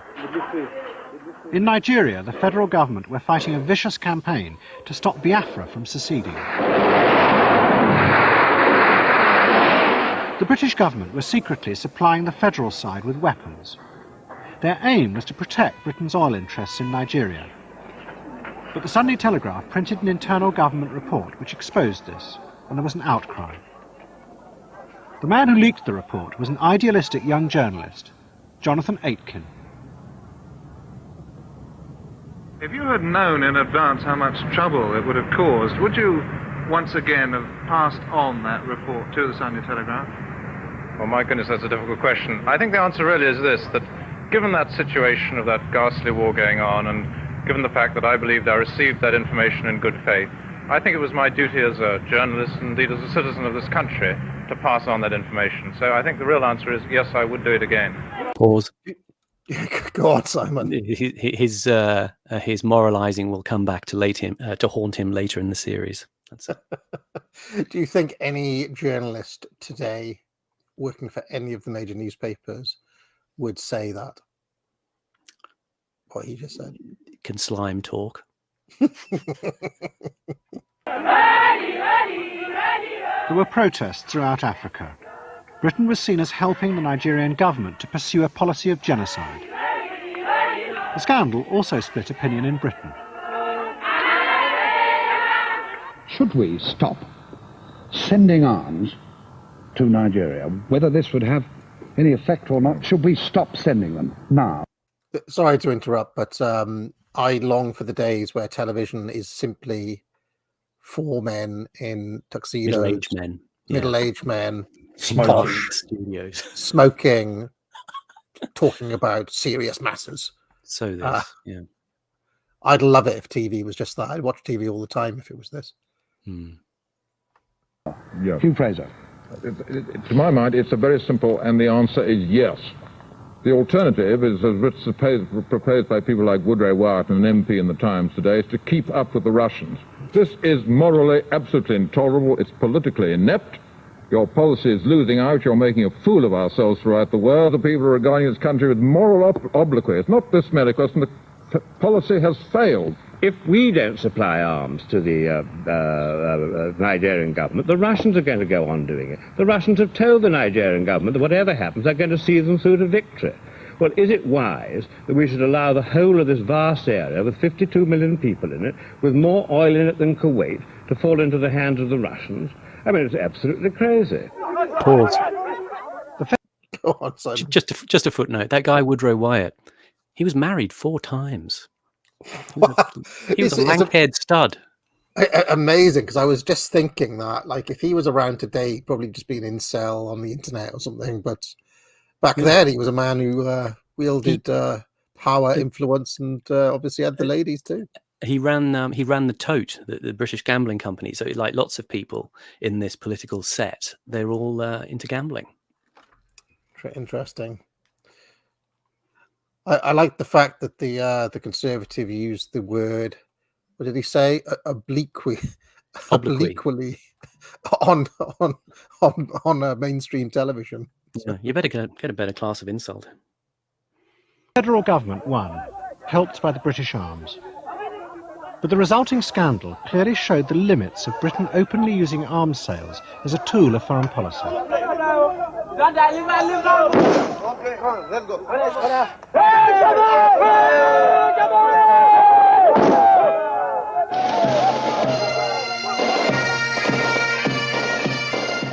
As coups and civil wars spread through the Third World, Stirling was determined to find a subtler way to maintain Britain's influence in the world. Pause a second. Sorry, is that African Ugandans doing kind of Scottish? They're wearing Scottish kilts, but they've added a bit of shuck and jive there. I noticed. A bit of freestyling with the march, yeah. Sorry, Horace. Go on. I was going to pick up on the exact same thing. Like, why are we watching Black Africans playing bagpipes? but yeah, like with some tribal dancing or whatever you call that.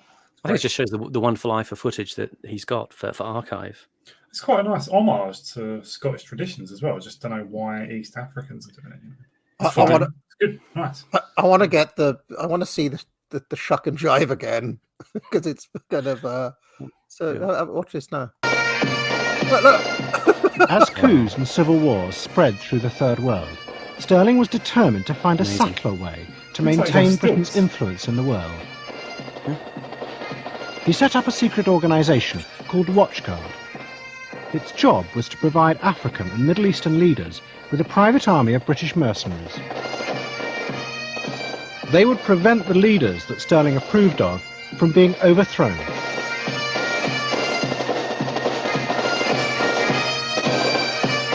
The idea behind Watchguard was to use David's expertise and connections with the SAS to enable these governments in their early years to have a fully trained and expert security, similar to what we have in this country for government ministers and travelling ambassadors. It was to enable them not to be vulnerable to violent overthrow. For the avoidance of any doubts, the following are emphasized. A. The President, the Vice President, and all ministers and their deputies are dismissed from office. B. Parliament is dissolved. I even feel like there's been a decline in the quality of African dictators. Even the Africans have declined. It's kind of quite a stylish beard cut there. You look like you could be hanging out with Lionel Richie or something, this dude. C. The Council of State is abolished. D. All political parties are proscribed. It is therefore illegal for any person or persons to belong to or operate under any... One of the things that often happened for a coup, for instance, was for the radio station to be taken over and people to announce that the government had been overthrown. So one of the things we did, for instance, would be to have alternative radio stations which would come on to demand, to say that this is simply not true. Watchguard was a great success. Sterling organised protection for leaders in Africa and the Middle East. And as his mercenaries got close to the leaders, they also became influential. You know, I can't help but think watching this episode that I wonder how much of this business has been given up to the likes of the Wagner Group today. Because, you know, if it was back then, it was Sterling and his crew doing it. Now I'd just imagine Wagner would be all over this sort of stuff. And we know that they're there doing this sort of thing for the new government of Niger, for example. So,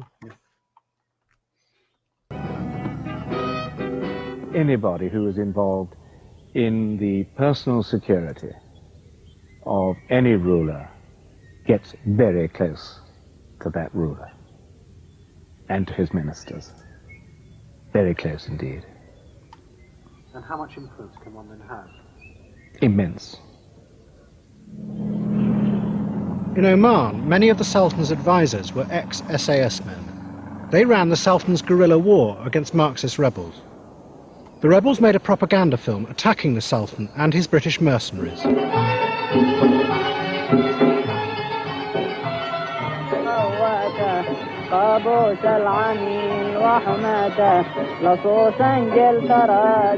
But the British won. Militarily, how secure is Oman now? Militarily, totally secure. I believe that there is no way in which the enemy can recapture those positions down there. And there is no other way in which he can bring supplies into Dhofar to sustain a revolution. By the early 70s... Do you want to pause, Horus? Yeah, if I'm correct, that Sultan Qaboos who won that war, I think he or his heir is still in charge in Oman now, and Oman is still very strongly aligned with Britain. Yes. I think, regardless of obviously the end of the Cold War. I think, just again, not really relevant, but I think Oman also used to have quite a big empire down the east side of Africa, like a trading slavery empire. I think Zanzibar was one of their main sort of trading sites. I've actually been to Oman. It's one of the few kind of Arab countries I've been to in the Middle East. And the place I went to was just like this huge palace, immaculate, just some, like not a speck of dust on the floor anywhere. It was, but vast. The buildings were vast, and there weren't that many people there. But that was the only thing I can remember about Oman. I probably went to a bit where only tourists go, I imagine. But Stirling had become a successful businessman. He arranged enormous arms deals, and his mercenaries kept many Third World leaders in power. Almost single-handedly, Stirling had created the foundations of Britain's modern, privatised foreign policy. It is a hidden world of vicious guerrilla wars fought by British mercenaries, a world that occasionally surfaces in scandals like the Sandline affair. It all began with Stirling selling Britain's military power to countries he approved of. As long as these countries were friendly countries. Go on, Horst. I don't know, maybe Simon, do you know this? It was the Sandline affair what Mark Thatcher was involved in? It was a guy called Colonel Tim Spicer. It was back in the 90s. It was a sort of attempted coup in New Guinea. That I remember it happened because I was living in Australia and then I came back to live in England, and it was happening around that sort of time. So I was vaguely aware, but Sandline was quite a big issue at that time. New Guinea, as in Papua New Guinea? Papua New Guinea, yeah. Oh, right. Mark Thatcher did get involved in some attempted coup in Equatorial Guinea, but that was in the 2000s. But Mark Thatcher was also involved in like taking advantage of his mother being Prime Minister when she was Prime Minister. Yeah. Some sort of trading in the Middle East. I can't remember which country.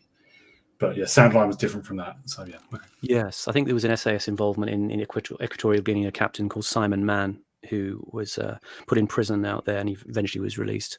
I will just go back briefly to the Oman thing with one of my sort of boring anecdotes about my past. I've done work in the private medical sector and in London, and you do a lot of patient work with people from the Middle East, and embassies send their patients over, Kuwait, Qatar, UAE, all that sort of thing. And you learn very quickly that unfortunately the bureaucracies that run the embassies are very poor at paying you for the doctor's time when you're billing, for consultations and things. And sometimes they can just take like a year to pay your bills, things like that. They're absolutely hopeless. And I instituted a policy of basically saying you either pay up front or you don't get treated. The one embassy that we never ever had a problem with was Oman. Completely solid, completely honourable. Interesting, very interesting. Just before I play the end of this, now I know the Americans have kind of stuck their nose in a couple of times and actually were defeated in that one deal. And Curtis has stressed that it's Stirling's personal preferences that are, dictating what he does. But I do wonder whether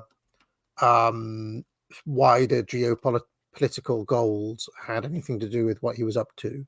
Like, did all of this have the tacit acceptance or approval of the CIA, for example? Because I have noticed that basically Stirling is keeping out commies most of the time. Do either of you have any inkling on that? That Yemen conflict involved Marxists for sure. I know that. I mean, it seems like he's keeping out Marxists and keeping broadly pro-Western powers in. And NASA was sort of aligned with the Soviets at the time that fight happened as well. Yeah, I do know from my contacts with the SAS people that, I mean, again, this is ancient history stuff now, so I'm not really spilling anything amazing. But yes, they did work with the agency out in the Arab Street a lot, and the nickname they had for the CIA was Clowns in Action. Again, I have a flashback to the Bond films of the 70s, whenever the CIA dudes turn up in their Hawaiian shirts, Yeah, they're mainly like sort of semi-civilian field officers rather than, sneaky military types. Where there was no conflict between Stirling, the ultimate expression of Britishness, and the policies of that country. He was certainly willing to provide his services in terms of buying arms, in terms of training, in terms of undertaking missions, actually. He was a man of many parts, a dynamo, a very likable man. So he was acting in a private capacity, but he was acting in cahoots with the British government. There's no doubt about it. And that was new. That was new for a private person, yes. Yes.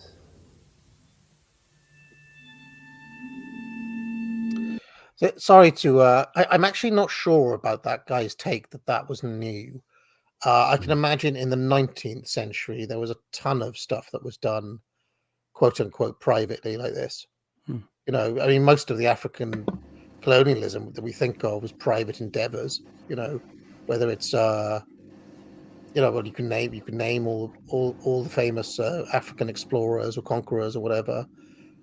They were often men working on their own initiative. So, and India was acquired largely by private means as well, right? And initially, yeah. And then sort of taken over by the empire, as it were. But there was large parts of land owned by trading companies, right? Yeah. So I'm just not sure about this take that this is so unprecedented what Stirling is doing. If anything, he's just kind of reverting back to the, you know, the old status quo of, you know, the situation presents an opportunity, you know, for your interest to align with wider interests, something like that. But then, in the early 70s, Stirling had a terrible car crash in the Scottish Highlands.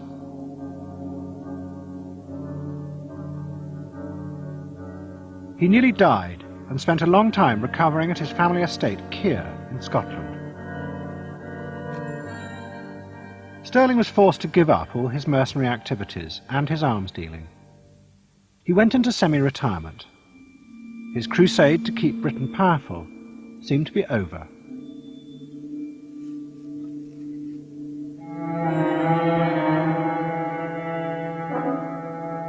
As Prime Minister, I want to speak to you simply and plainly about the grave emergency now facing our country.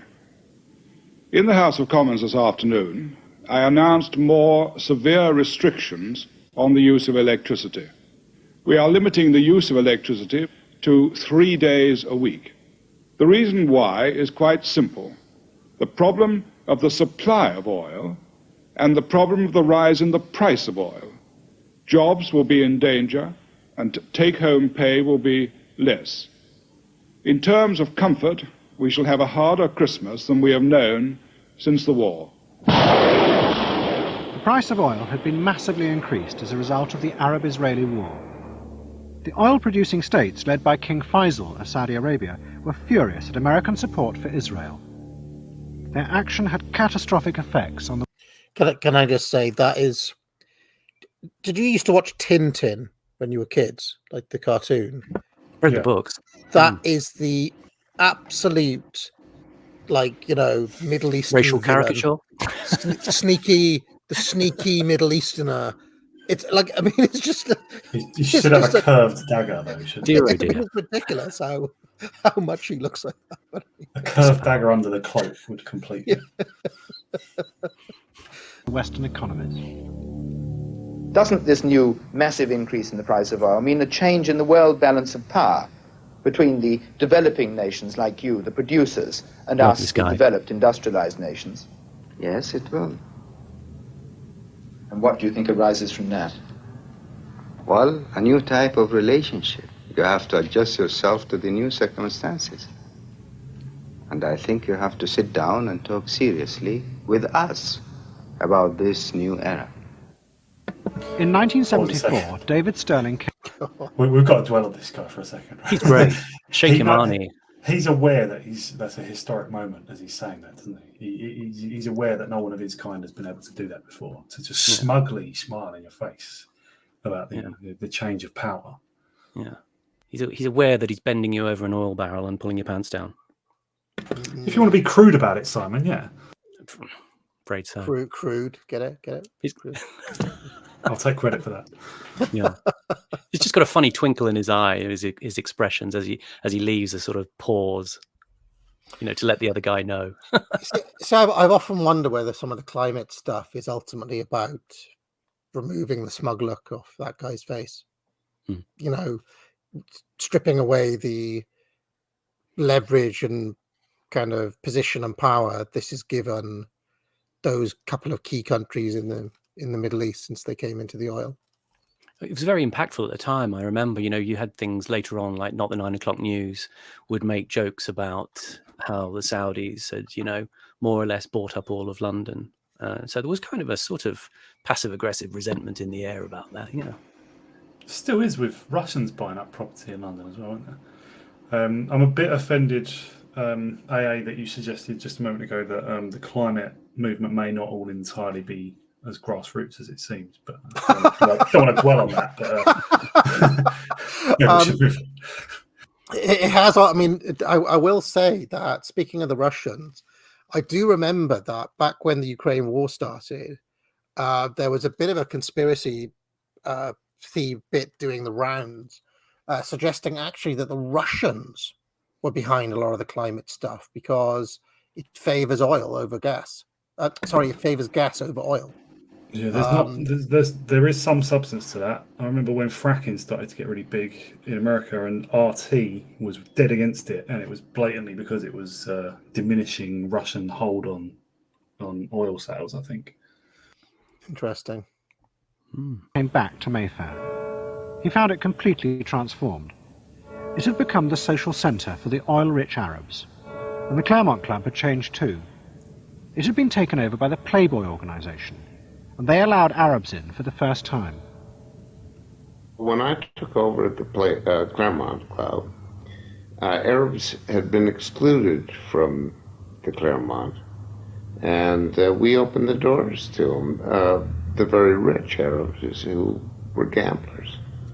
And that made the club. I was able to pay for the club in 6 months. We sort of maintained the exclusivity by only inviting those Arabs who were big gamblers to join the Claremont too. Again, it's what one brings to the table. Arabs knew that they were mixing with the likes of British aristocracy, and their passport was money. The Arabs had their money. The English, maybe that Claremont crowd, felt they had their aristocracy, their lineage, their sheer snobbery. They knew the Arabs would have loved to have been part of it, and they could pay the price. It's nothing new here. I mean, we had aristocracy marrying heiresses, American heiresses, to bring money to the families. This is nothing new, but it was blatant in the 70s. It was in their faces. One has to say, putting it as tastefully as one possibly can, that I think some of them are a little unfamiliar with the Western military. I mean, I can understand that if you walk in and you haven't seen one before, it does look a very strange and unsympathetic object.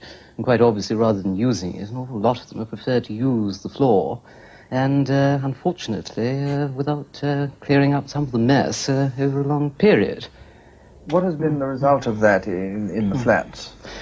Well, its main unpleasantness is... Oh, that's it.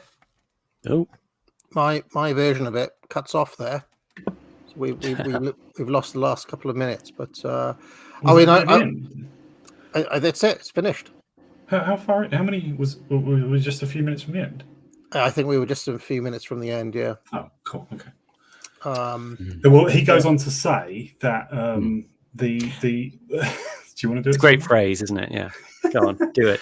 I can't do it all, but he says that basically people started using the toilets wrongly. Not like standing on the toilet or crapping onto the lid. I don't know what exactly, but yeah. And he says that the smell began to spread through. I think he shared a building with them. So he said the aroma of Levantine remains will be with me till the day I drop. Yeah, brilliant. In his perfectly posh accent, Much more elegant time. Yeah, yeah. And interesting thing there back on Victor Lowndes there, by the way. Not elegant enough to just avoid the subject, though. No, wait. Victor Lowndes there, who was running the Claremont at that time, by the way, he was the guy who financed the first Monty Python film. And the woman there, Marilyn Cole, who's called a receptionist, was actually a Playboy playmate. I researched her in some detail last night. Wood. I noticed was it her who mentioned that marrying sometimes foreign heiresses. Yeah. That's obviously Winston Churchill's parentage, right? His father was not the Duke, but he was of the Duke of Marlborough's family, and there had been immense wealth, but they run it all down by the time he came around. And he married Jenny Jerome, I think. She was for her money, like a British aristocrat marrying an American woman for her money, and apparently she was just basically a strumpet. But that was Churchill's thing. So he was half American. It turns out there's quite a bit left, so I found a full version that we'll watch the end on YouTube here. Yeah. All right. Let's carry on. I will say, by the way, that if you go to any of those kind of posh places in Mayfair now, any of the famous hotels, for example, or you cannot help but notice the sheer number of Arabs who are there with their huge cars and their Saudi number plates. You can see it. They're everywhere in those places, even now, I would say. So let's carry on. That I think some of them are a little unfamiliar with the Western lavatory. I mean, I can understand that if you walk in and you haven't seen one before, it does look a very strange and unsympathetic object. And quite obviously, rather than using it, an awful lot of them have preferred to use the floor. And unfortunately, without clearing up some of the mess over a long period. What has been the result of that in the flats? Well, its main unpleasantness has been the smell, which has come up the ventilating shafts with such ferocity on some afternoons that we haven't been able to go into the bathrooms. I mean, I must say that the aroma of Levantine remains will be with me to the day I drop. The other effect of the oil price rise on Britain was industrial chaos. Government attempts to hold down wages led to violent strikes. To Stirling, it seemed as if the country he had fought to keep great was now collapsing from inside. So as a man of action, he decided he was going to do something about it. He felt that the country was getting out of control, that again, stability of this country was now really threatened. He felt that the extreme unions were very dangerous, that there was a sort of possibility of undemocratic action taking place in this country. And he felt that this was a time for planning a contingency operation to stop this happening. David Stirling returned to his traditional recruiting ground, the clubs of Mayfair. He formed an organisation called Great Britain 75. It was a group of military men, many of them ex-SAS. They planned to take over the running of Britain if the strikes led to the collapse of civil order. Based. How based is that? Can you imagine? I remember the phrase "man of action" made me think of Mussolini. I think he was described as a man of action back in his time, and it's very much a 20th century thing. I think that you're described as sort of exceptional or odd if you don't want the state to be overthrown by the mad left. That's exceptional in the 20th century. That's fascism.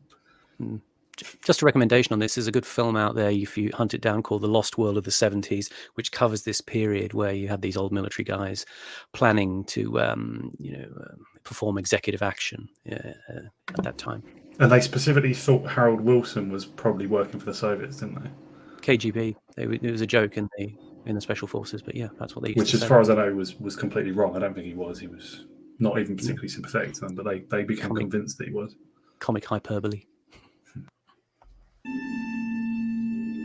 If a political strike is going to cause the country and the economy irreversible damage, we're there to come in and help to avoid that occurring.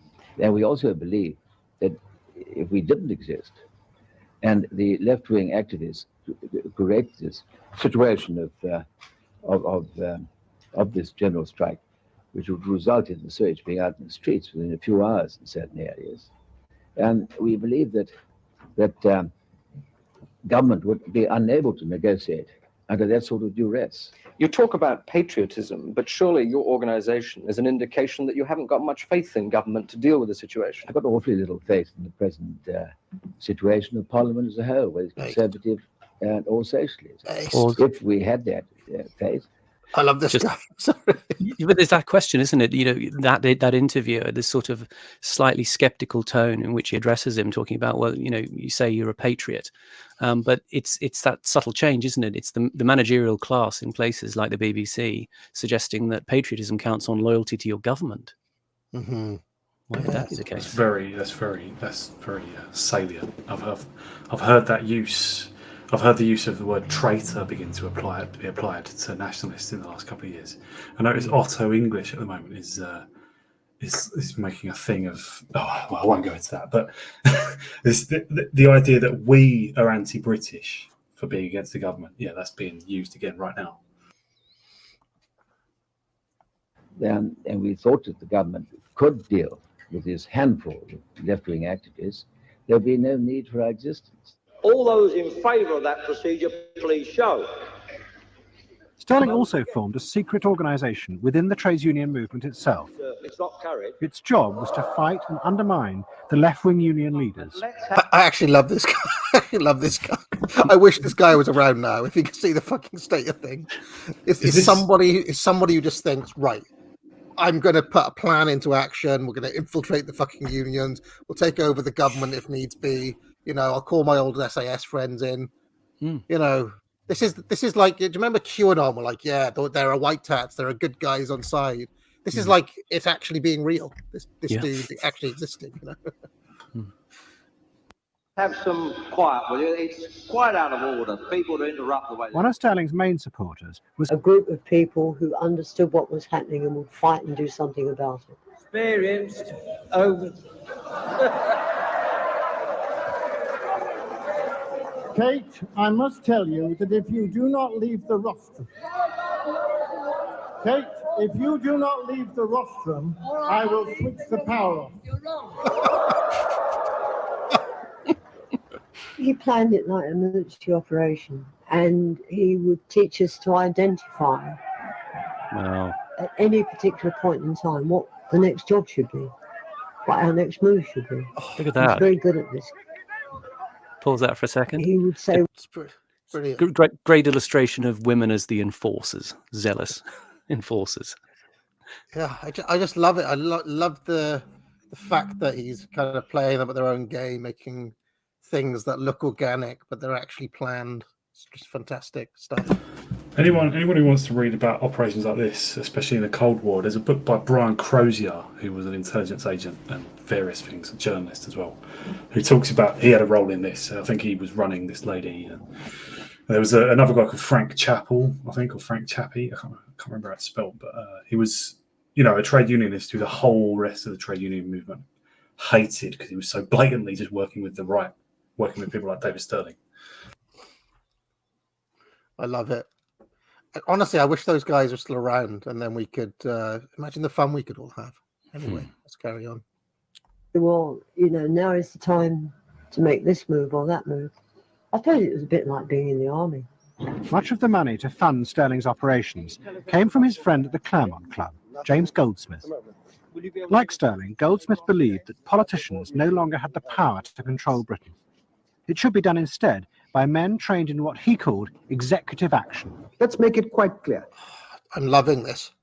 I love the Mayfair set. I love the Mayfair set. Oh, at least the side interest is go and look at some of those interviews with Goldsmith. I think you've covered some of them before, actually. But there's the BBC two-parter on him. It was a Panorama special. And the second part was an interview with Goldsmith. And he's just this wonderfully bullish character. Just loving this talk of executive action and just bypassing the official channels. We're just going to fucking do it ourselves. I love it. That if you take a nation, which is one of the most prosperous, one of the finest, one of the most dominant, one of the most influential in the world, and turn it in 20 years into a relative pauper of Europe, an invalid of the world, everything has to be wrong and everybody is to blame. Our tradition is that the leaders in Parliament, in government, are drawn from Parliament, from the House of Commons principally. People with practically no experience of executive action at all. Now, what I'm suggesting is that they are not equipped for doing that, taking that executive action, and that they should be drawn from the nation. Pause for a second. I mean, maybe I'm stating the obvious, but there is one clear reason to like people like James Goldsmith. It's just that he identifies Britain and goodness and what he's working for with strength and domination and excellence and achievement, right? It's very not leftist, it may be strange, it may be that he was too aggressive, not particularly likable character as such, and he's got a funny speech impediment and stuff, but he was trying to stand up for what was strong, not just nice or compassionate, but strong. and that's admirable. Whatever else you say about him. At this very moment, power was taken away from the British politicians, but not by Sterling or Goldsmith or their friends in the clubs of Mayfair. It was by the Arabs. The very people who Sterling had once tried to control now stepped in to change Britain's domestic policy.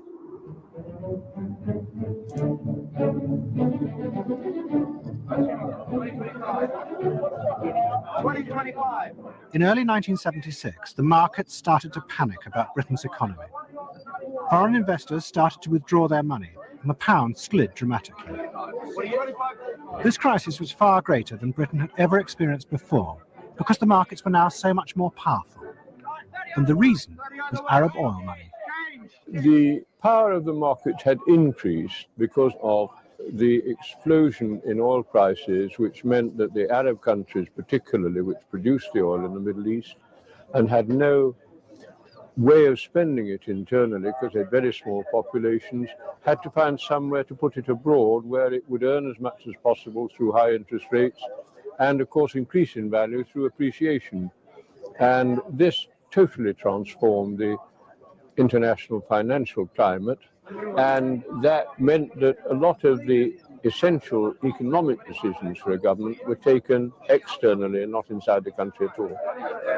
It dropped 100 points. We don't know why. It just dropped 100 points when everything else was staying steady. Through the summer of 1976, Arab oil money continued to leave London. The heads of Arab banks now became powerful figures. They appeared on British television and explained what the government would have to do to save both itself and the country. Unless really action is taken to put confidence again in sterling and in the British economy, I believe unless this happens, money is bound to fly from London. And everybody knows the economy has been destroyed through strikes, rampant strikes, organized strikes. I feel that the position is so serious now that we should, that you should consider a sort of a coalition government where actions should be taken for the interest of the economy of the country, regardless of what effect they will have, because this, in the long run, is in the interest of the public in general. Would these tough new measures that you've spoken about bring Arab money back into the British economy? Absolutely. They were worried because there was a Labour... Sorry to pause here, but is he suggesting that this Arab intervention, call it what you want, was a direct prelude to Thatcher coming in? Is that what he's saying? That this is the post-war consensus was over and somebody's going to have to smash the unions for the good of the economy? What are you asking? Is Curtis or is the interviewer saying that the Arabs intended that? The Arab guy there intended it that? Is not the interviewer couldn't have known because it was. But is Curtis suggesting that Thatcher's around the corner because of this? Yeah, the price of continued confidence is to break the unions. So when was it that Britain went to the IMF for a loan? Was that 75? I think that's already happened, hasn't it? Was that a bit earlier? Was that 73? I think it was 74, 75. 74 is what I've got in my head. Yeah, under Labour, right? Was it? No, it's Heath again. Under Heath, bloody hell. Yeah, and he took us into Europe as well. Unilaterally, yeah. Yeah, and then this is 76. And I can't remember exactly when Callaghan comes in. Callaghan comes in soon, doesn't he? Yeah, I think 76 Callaghan came in, and in 76 I think it was when he made that speech saying, I tell you in all candor that we have to just adopt the new type of economics where we do care about debt and so on. Mm-hmm. So that's kind of forgotten a little bit, that some of the stuff Thatcher did actually was started under Callaghan. Yeah, Labour turned to what they call neoliberalism, while they were still in government. A few years before their Thatcher, yeah. We see that in the next episode, yeah. The government, it didn't seem to have control over what the trade unions were doing. A rash of strikes, of course, sent trade and output plunging, and it was quite natural that the markets would react by wanting to get out of sterling and into dollars, or Deutsche Marks in some cases, but mainly dollars. Can I just say that I recently did a stream on a book by Michael Hudson called Super Imperialism that goes into all this in some detail, and there's a bit more, let's just say, American fuckery behind the scenes that basically ensured that this would happen, that the dollar would be effectively, that there'd be a run on the dollar at the expense of all other currencies.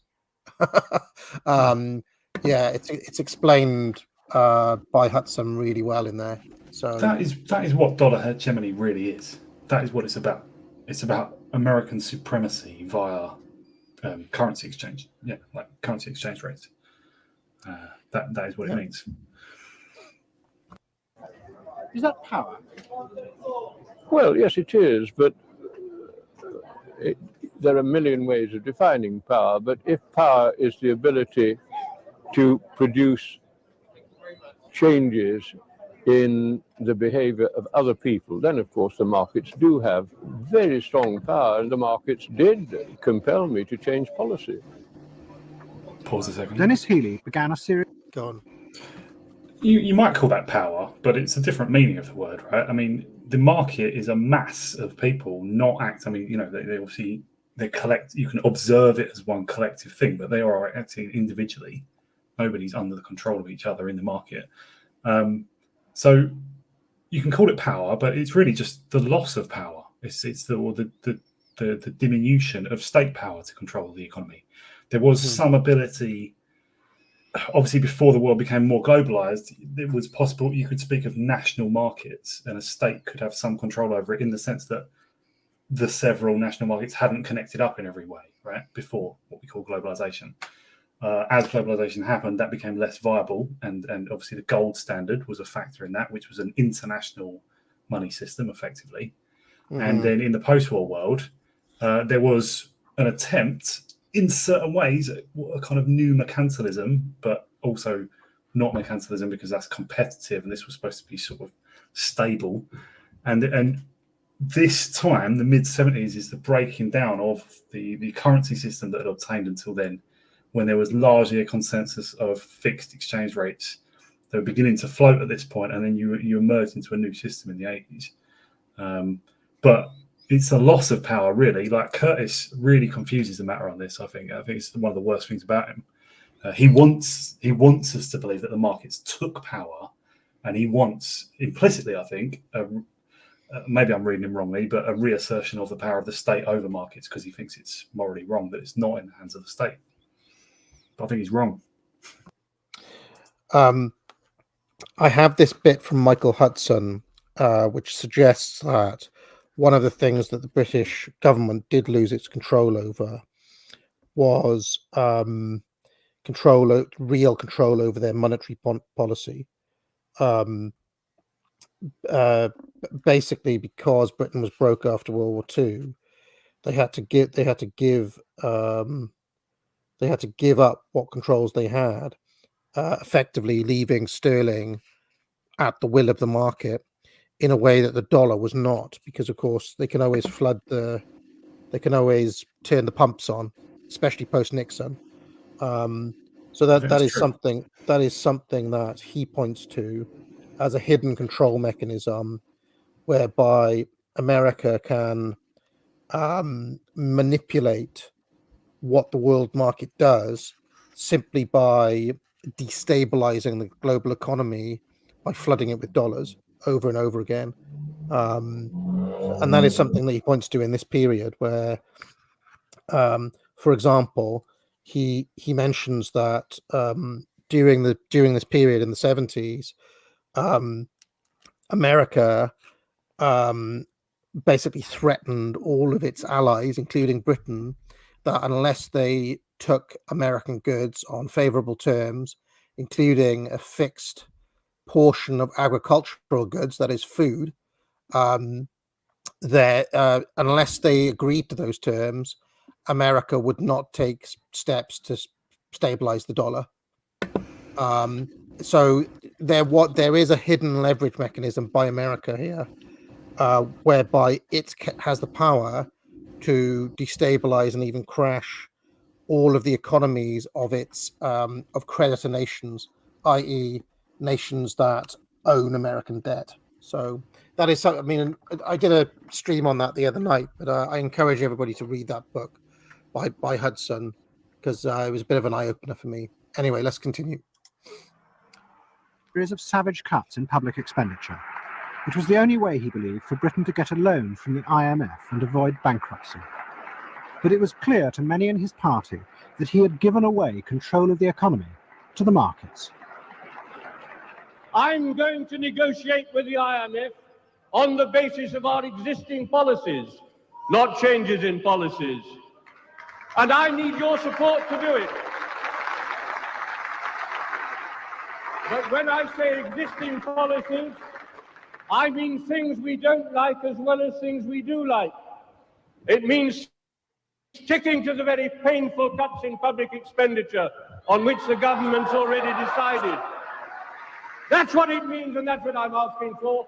That's what I'm going to negotiate for, and I ask the conference to support me in that cause. Can I just say that despite all the bluster and despite all the rhetoric, what he's saying is, I am basically going to do what the IMF says, which is impose austerity, because that's all the IMF ever does when they get involved. So he's making it seem like a position of strength, but he's actually just doing what any country does where the IMF intervenes. So the way you feel the conference turn on him. Yeah, you can feel this. You can feel it in the room, can't you?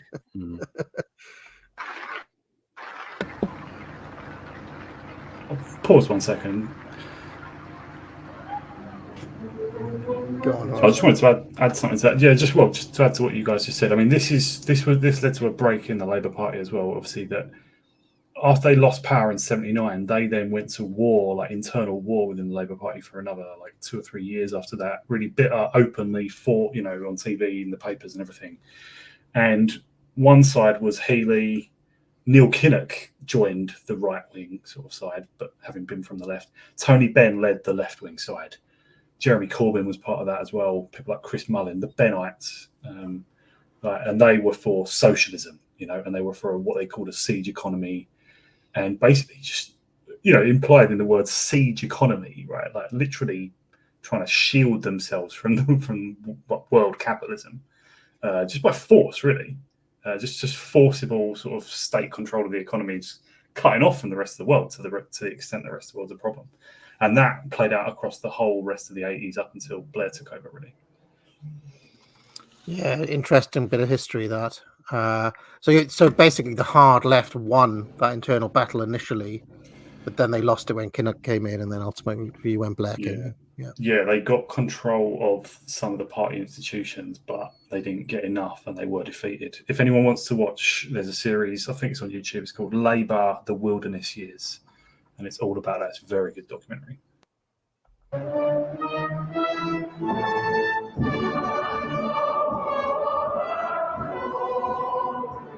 Arab money now flooded back into London, and it became one of the mainstays of the British economy.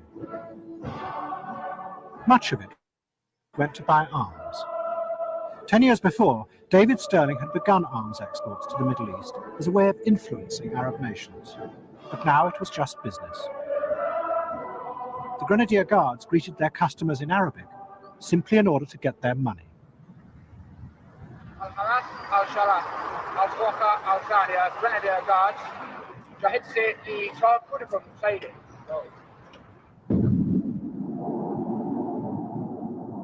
The process that Stirling and people like him began became cynical. It became, we're going back to see the Saudis because we want part of this big money they're hoarding back. How dare they, amass so much wealth? So it wasn't the same romantic idea. How is business at the moment? What sort of deals are you pulling off? Well, very good at the moment. I think that there's an enormous amount of business in the world. We've signed a number of deals in the Middle East, for instance, in the area of 700 million, another one for 200 million, deals in the offing, which could add up to 1,000 million. And I think it's part of our natural courtesy. Very smug, isn't he? Very smug. That 700 million is about 5.5 billion in adjusted pounds today. To these people to make sure that they have a very pleasant stay in Britain, then they might actually buy things. If you went to one of... He reminds me a little bit of Mr. Salt from the Wonka film. Same physiognomy and smugness. Mayfair's hotels in the middle 70s and sat in the lobby, you would be surrounded by mixed groups of people huddling over paper, trying to exchange information about some kind of a deal in the making, mostly whispering, because it always involved commissions.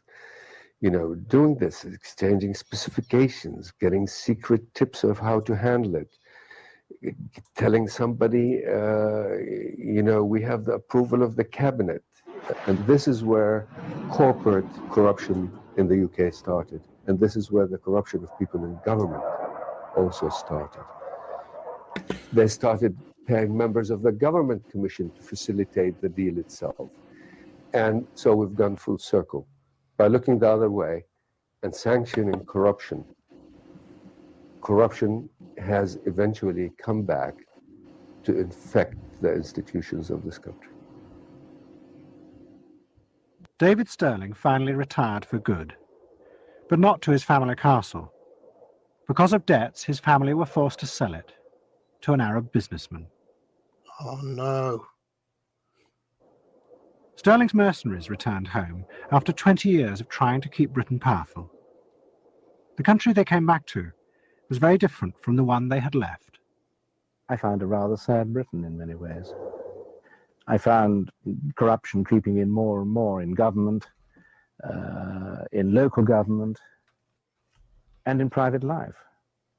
And I must admit that I wasn't very happy with what I saw. So in many ways, the Britain that I had been projecting in the Middle East and in Africa and in the Far East was not the Britain which really existed. And I found that very sad. Well, I don't know about you, but I think you've had your money's worth. I'll away now, but always remember, be like Harry Lauder and keep right on to the end of the road. Keep right on to the end. Though the way be long, let your heart be strong. Keep right on around the bend. And though you're tired and weary, still journey on. Those comments about corruption at the end, it must mean a new kind of corruption had crept in. I mean, obviously there was corruption before. But I'm interested what the guy at the very end, the English guy, saying that you know, that it was actually quite new to him to see how much corruption was creeping into everything in Britain. That's interesting. I'd like to hear more about that. Obviously, in later episodes of the Mayfair set, we see certain kinds of corruption to do with Harrods and things like that. But I wish he went into that more. I mean, I wonder if it's something as simple as everything realigning to the American way of doing things, which is more obviously corrupt. I mean, the emphasis in this documentary was on Britain becoming more like the Middle East, but the actual hegemon in the world at this point was America, which sets the tempo. And I just wonder, some of these, like, when they were talking about the commissions earlier on, I mean, in America, I don't think anybody would bat an eyelid for those sorts of things, even in the 1920s. There was some mention of that when we did the Black Power episode. I think there was some mention of how that contrasted with American corporate culture. But yeah, I think there's a lot less, I don't know, inhibition about, just let's say direct business practices in America.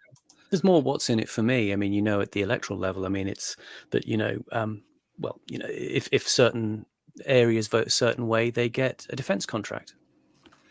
And what AA said about like American agriculture exports a few minutes ago, that's a product of American domestic politics, as in senators in places like, with massive agricultural production going on, they tend to just be lobbyists for agricultural subsidies, and that includes often just forcing American farmer interests through through the World Trade Organization, things like that. And America tends to be quite naked about it. If there's a senator who the government relies on, and that senator relies on whatever lobby, then it just becomes like world trade policy sometimes.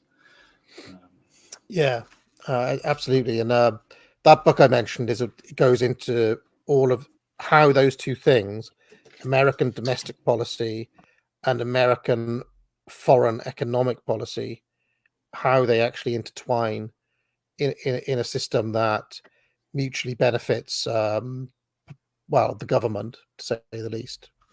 Not less convinced that it benefits the people of America, but it could artificially keep them in jobs and things like that. You could argue. It's the bit in Godfather 2 where Michael Corleone says to the guy, Senator, we're both part of the same hypocrisy. Yes, indeed. Just a few super chats, chaps, before we get out of here. Port Film Co-op says, before we get onto those, thoughts about episode 1 of Mayfest Set and how it stacks with the rest of the Curtis, the 14 other Curtises we've seen. I think it stands slightly apart actually from the other 3 episodes in this series.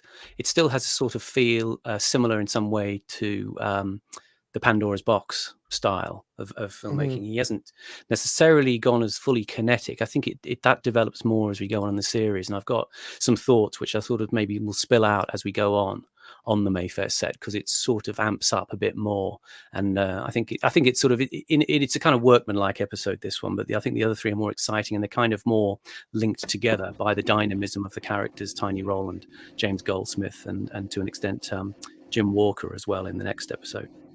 That's how I see this series as well. Exactly like that. The first one is the quietest one, and it gets more exciting. So yeah, it's much more the Casino kind of feel in the next 3. Port Film Co-op says one director similar to Curtis is Lutz Dammerbach, who made the films The Net, The Unabomber, LSD and the Internet, and Overgames. The latter is about post-war experiments done on Germans via sadistic TV game shows made by American psychologists. Have any of you guys seen any Lutz Dammerbach films? No. Never heard of him before, but that's interesting. Prepared to look. He also says, before getting to the big ones like Century of the South, I suggest an interval purely focused on Curtis parodies and critiques, such as a handful of hilarious spoofs, and James Corbett's longer critique, Adam Curtis, Establishment Contrarian. Huh. Yeah. I didn't know Corbett had done a thing on Curtis. Interesting. I quite like Corbett. I'd maybe second that in a way, because we did miss out one Curtis to get here today. We missed out the Way of All Flesh, because it's about cancer, which is a bit of a hard sell on a Wednesday afternoon. One I definitely want to do at some point is, do you remember he did the shorts on Charlie Brooker? Yeah. Like O'Dearism and the Rise and Fall of the Journal. I was thinking about doing all of those in one, because they're only like 10 minutes each, collecting them all and doing one on the Curtis shorts. Not sure about doing the whole parodies and critiques thing, maybe as a postscript, maybe after we finish. Yeah, there's certainly a lot of interesting notes I've taken on the kind of the influences of Curtis, which I dug into a bit and, could save for that kind of stream. There's a danger it won't get 7,800 views either. So. There is a danger that this episode actually won't make, but because we did it at 5 p.m., which is earlier than usual, which means a smaller audience than usual, not a particularly thrilling topic. Well, I think it is, but for the normie masses, it's not like, Churchill and World War II, which is an automatic sell for everybody. This is a bit more niche. So, but I still think it should make 7.8 easily. Wolf Larson says, greetings from Midwest America. Does an empire begin its slow, inevitable decline upon the establishment of its bank? In England, 1694, for example, US, 1913, degrading effect of endless borrowing, lending, and acquisition. I mean, this is just my view, but if you say that the British Empire started its decline in 1694, you're basically saying it was in decline before it even started. The British Empire that everybody thinks of. Obviously, there was the Elizabethan English Empire, which had the colonies and a few other bits and bobs, but really the empire proper starts in and around then. John Bagot Glubb says the high noon of the British Empire was in the middle of the reign of Queen Victoria. That is its high point and also the beginning of the end. Interesting point. I remember about 1694. If you want a sort of a waypoint of decline, it was the year that women gained inheritance rights. Interesting. Very interesting. You could put a similar question: Would Britain have had an empire without the central bank? Would do empires come about without central banks? I mean, obviously in ancient times they did, but I mean in the modern age, and is it you could ask, do central banks mean that you'll ascend rapidly because of the availability of credit and you'll decline disastrously? I think there's a strong argument to be made for that. So yeah, it's an interesting question. I think yes is the answer.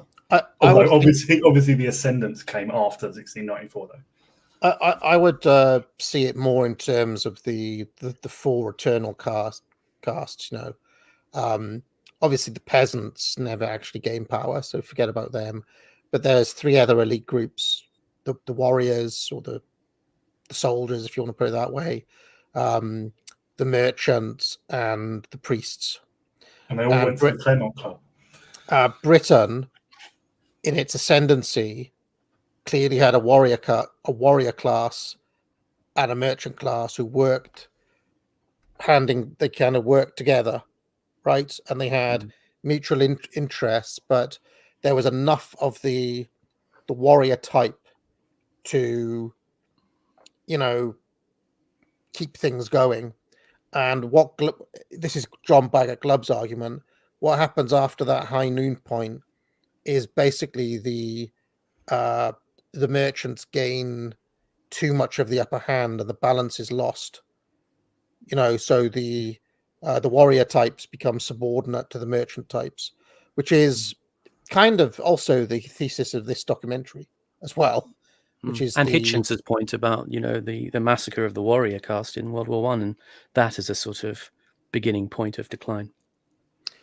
Yeah. In the American case, it's harder to say because that seems to be a pure merchant empire. I don't know if it ever had a obviously there are American generals and things, but I mean, I would say even in their life, even in the lifespan of the American ascendancy, the predominance of merchants over warriors has intensified. You don't get people like Patton in public life anymore, or even look at somebody like Colonel Douglas MacGregor. He's obviously a lion type, but he is sidelined and marginalized and not allowed near power, and is replaced with managers basically. So Spasticus Autisticus says, for a long time, bribery of foreign officials was not criminal. The Bribery Act in 2010 changed this. E.g., in 2017, Rolls-Royce were fined £500 million under it. So Rolls-Royce got a massive fine under the Bribery Act. He also says American anti-bribery legislation was passed in 1977, but real enforcement only began in 2005 and seems protectionist, mostly against non-US companies. Sounds right.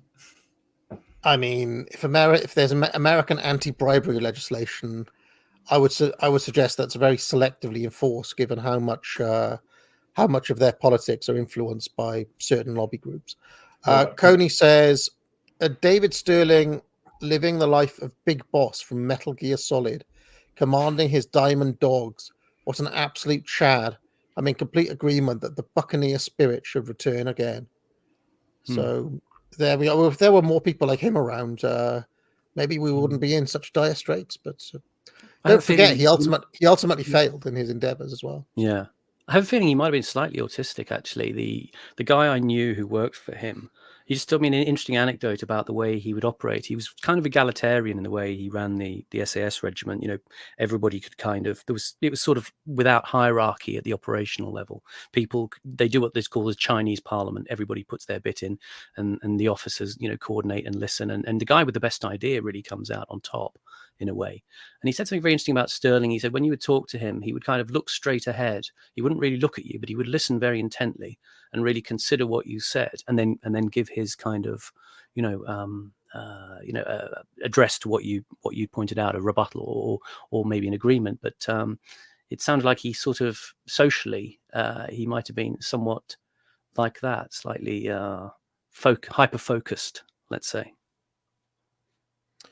Interesting. And that is it for the super chat. So, what do you chaps? I mean, we may return to I had to move it earlier. We may return to a later time slot next week. But you chaps in for the long haul for the whole four parts of Mayfair set next week? Yeah, if the audience can put up with it. Yeah. I mean, it's a bit longer than watching just the episode, but if you just want to watch the episode without people talking, go and watch the episode. It's fun to parse it and pick it apart. And there's lots to say about Curtis's style that we can sort of broach as we come up. Just one thing about that. At the end, he did like a little burst of Land of Hope and Glory, just as something ludicrous was happening. That's peak Curtis. That. Yeah, he does pompous positive music over absurd decline. You know. Yeah. That footage of the Arab walking around the arms show. I mean, I've been at that arms show is called DSEI, which is held at the EdXL Centre in London yearly. And I've been to a couple of those things. And that is kind of like how it is. You know, you've got all these kind of stalls where people are sort of selling their whatever, you know, guns, ration packs, gas masks and stuff. And there's a big stall in the centre, which is run by BAE, British Aerospace. And their stall is not really a stall. It's like a little hub. It usually costs about $1 million. And it's kind of like a sort of VIP room. And you see kind of these guys being ushered in there. Yeah, I just kind of wonder, like, Curtis, I mean, the big takeaway from a documentary like this, if you're watching it in 1999, is country's not powerful anymore. It's basically fucked. It's corrupt as hell. And that's it. I mean, he's not really, he's just giving people like, you could argue that Curtis is like, blackpilling the public in a way. That'd be something to think about as this goes forward. I generally think of his stuff as blackpilling. Usually, yeah. I've got a theory about that. I can bring that up next time. All right. Well, I look forward to it. I remind everyone, do buy my courses, join the channel, like and subscribe. Horus, where can people find you? Yeah, eternalhorus.substack.com. Simon, where can people find you? Mainly on Twitter at Simon__Roberts. Thank you very much. Do follow both these gentlemen. Support Horus on Substack as well, and I will see some of you later on when I appear on this stream with Aris Press. That is tonight at 10 p.m. Aris Press. I've given the link in the community notes. And so long for now. What goes on in this town is none of your business. As long as I'm living here, it is. Then maybe you shouldn't be living here! Well, that's easily fixed.